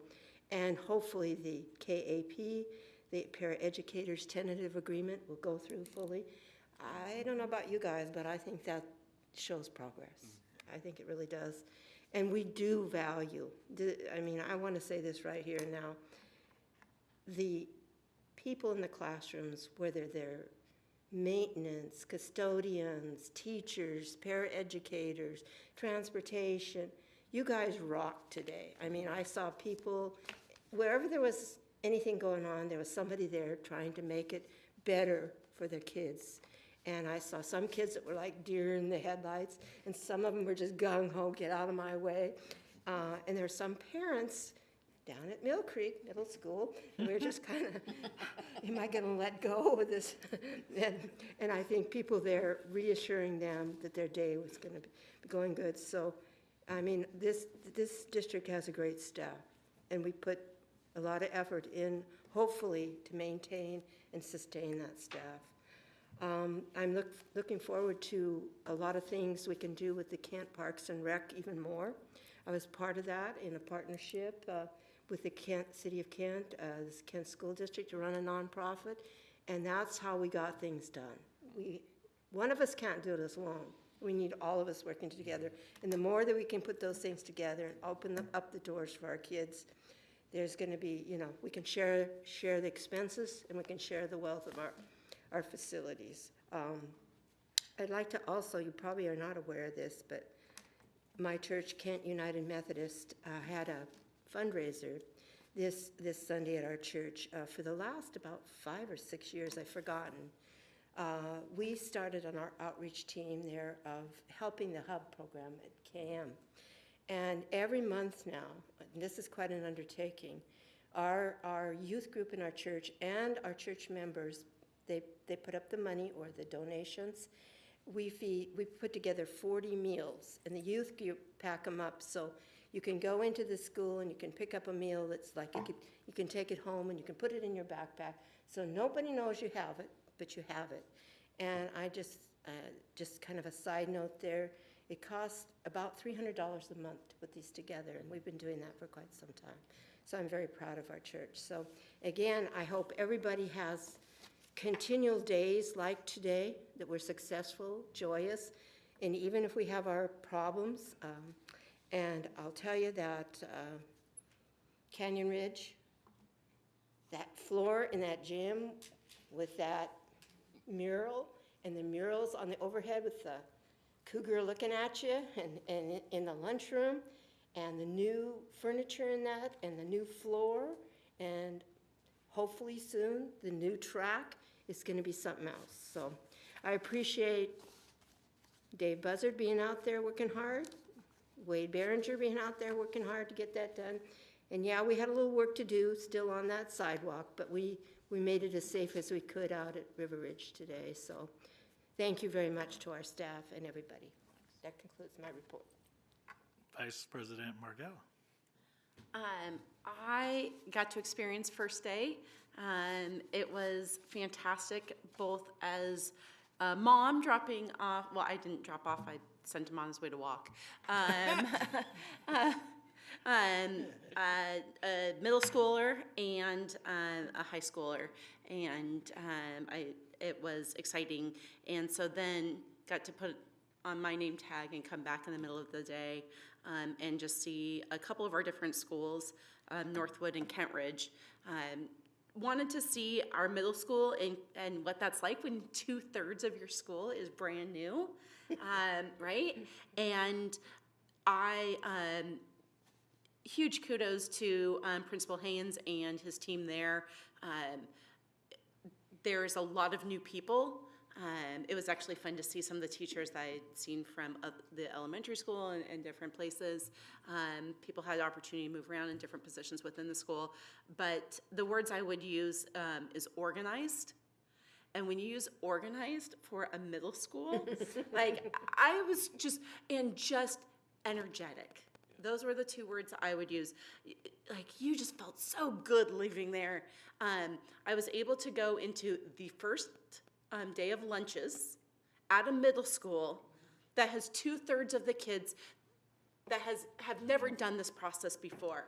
And they didn't know who I was, and nor should they, unimportant, right? What I do know though is at the end of lunch, not one speck of anything was left. Like when I say nothing, not on the floor, not on a table, not on a chair. And the kids weren't rowdy, they weren't alone, they were just kids eating lunch. And that's exactly how it should be. My expectations were different, but I was just so impressed on the bar was set high and room was given for the students to meet that, and they did. And just again, kudos to the staff there. I also got to see some of our community partners. The community and schools team came up, and big hugs from returning kids to see people that were excited of this partnership that we have ongoing and has grown this year.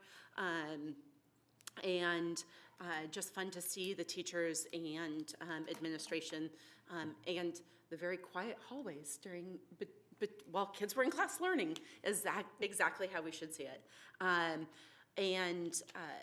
They had the program where it was staggered start, and it worked really well. The 6th and 7th graders got to learn how to, where each of their classes were and walk around without the 8th graders there. 8th grade joined for lunch, and then normal 5th, 6th periods, and it just worked really, really well. So that was nice that they chose how they did it. Also seeing Kent Ridge that did an orientation day for their 9th graders earlier, and they just had a normal day, and that worked really well too. Seeing Kent Ridge, high schoolers are a little different than middle schoolers. They were really cool. But it was fun, still a lot of energy. Got to see some of the construction that's going on there. I know we're excited to get that done, and even more excited to have accessible bathrooms that you don't have to fall downstairs, that I remember from when I was in high school there. And so that was really, that's going to be an exciting project that is going to make that foyer of the PAC really accessible and usable for all of our different programs. I got to see a CTE class that I thought was really cool, in interior design, and just seeing the excitement of, the teacher was talking about people that are in the job that have gone through the program, and that there's some real world example. And I just thought it was fun to see. It was great to see a lot of the different classrooms, but more than anything, it felt like a reunion. Hugs around from students seeing each other that they haven't seen all summer, and it was just really fun to see. So very exciting.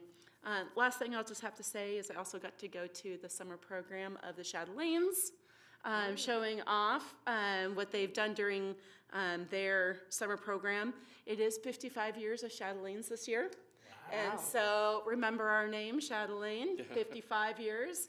And there will be a reunion performance coming up on October 8th. So for anybody that would like to go watch that at Frenchville, they will have alumni there. So, and that concludes my report. Awesome, thank you. Amazing, thank you. Kudos to budget presentation. I know people may not think that's exciting, but I was excited. There's a lot of great things on there. Again, CEP, I know we've been talking about free lunch for students. Majority of our schools, I think they said all but 5 schools and 2 programs. That makes me very happy. Students need food. We need to feed them. I feel like we have a moral obligation to do that. They're here.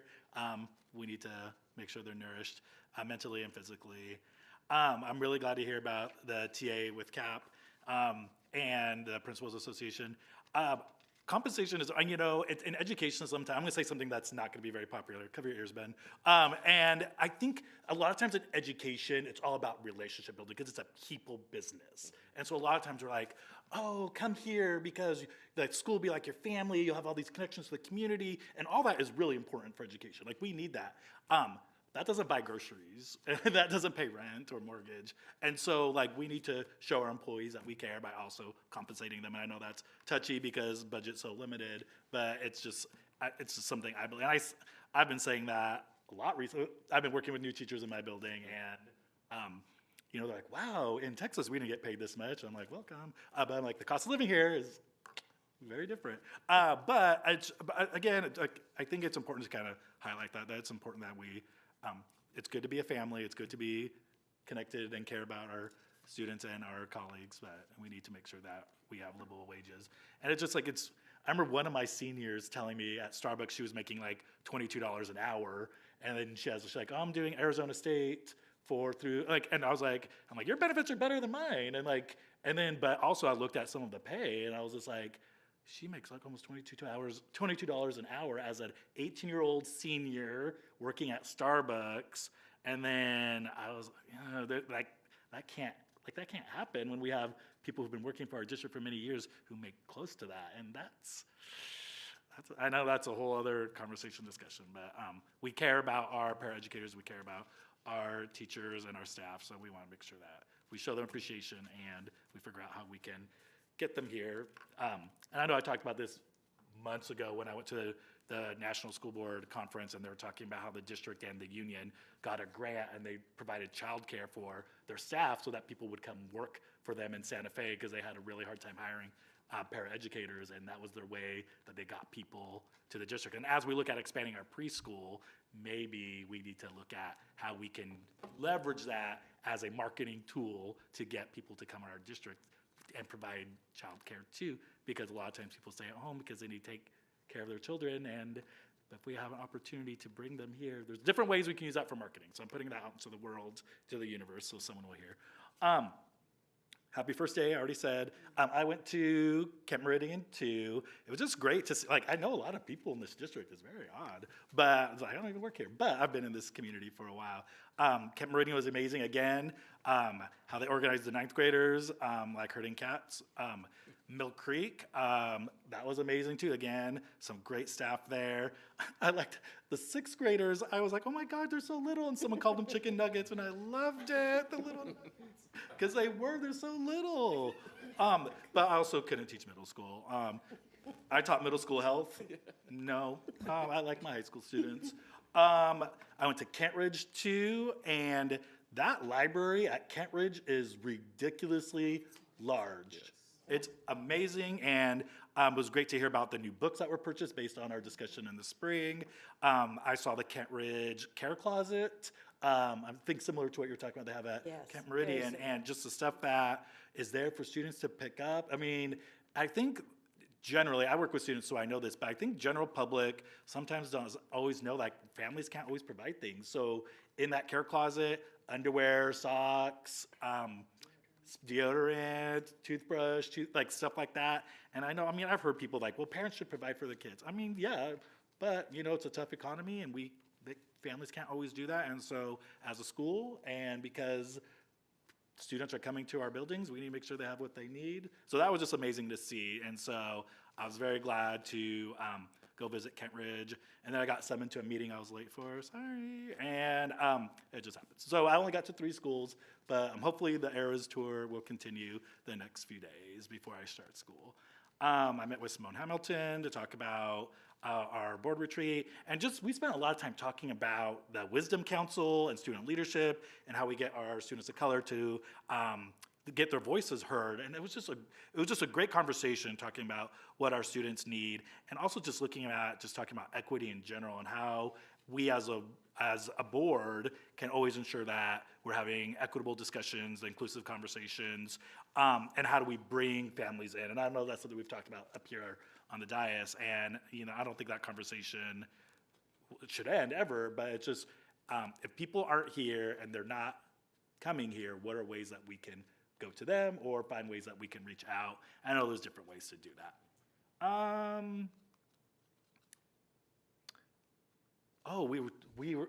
I know there was an email about this, but I'm gonna put this in the world too.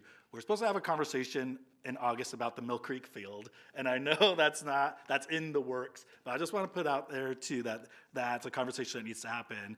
And someone in the community I was talking to is just like, well, if we can't work on Mill Creek Field, there's a big open space next to East Hill. Why don't we just put a field there and bust the kids up? And I was like, well, I don't think it's that easy, but I mean, it's an option, but I just think that whatever we do, we need to just make sure that, again, ensuring equity, just making sure that the field spaces, practice spaces that is at Mill Creek is usable. And I know that's a bigger conversation than us.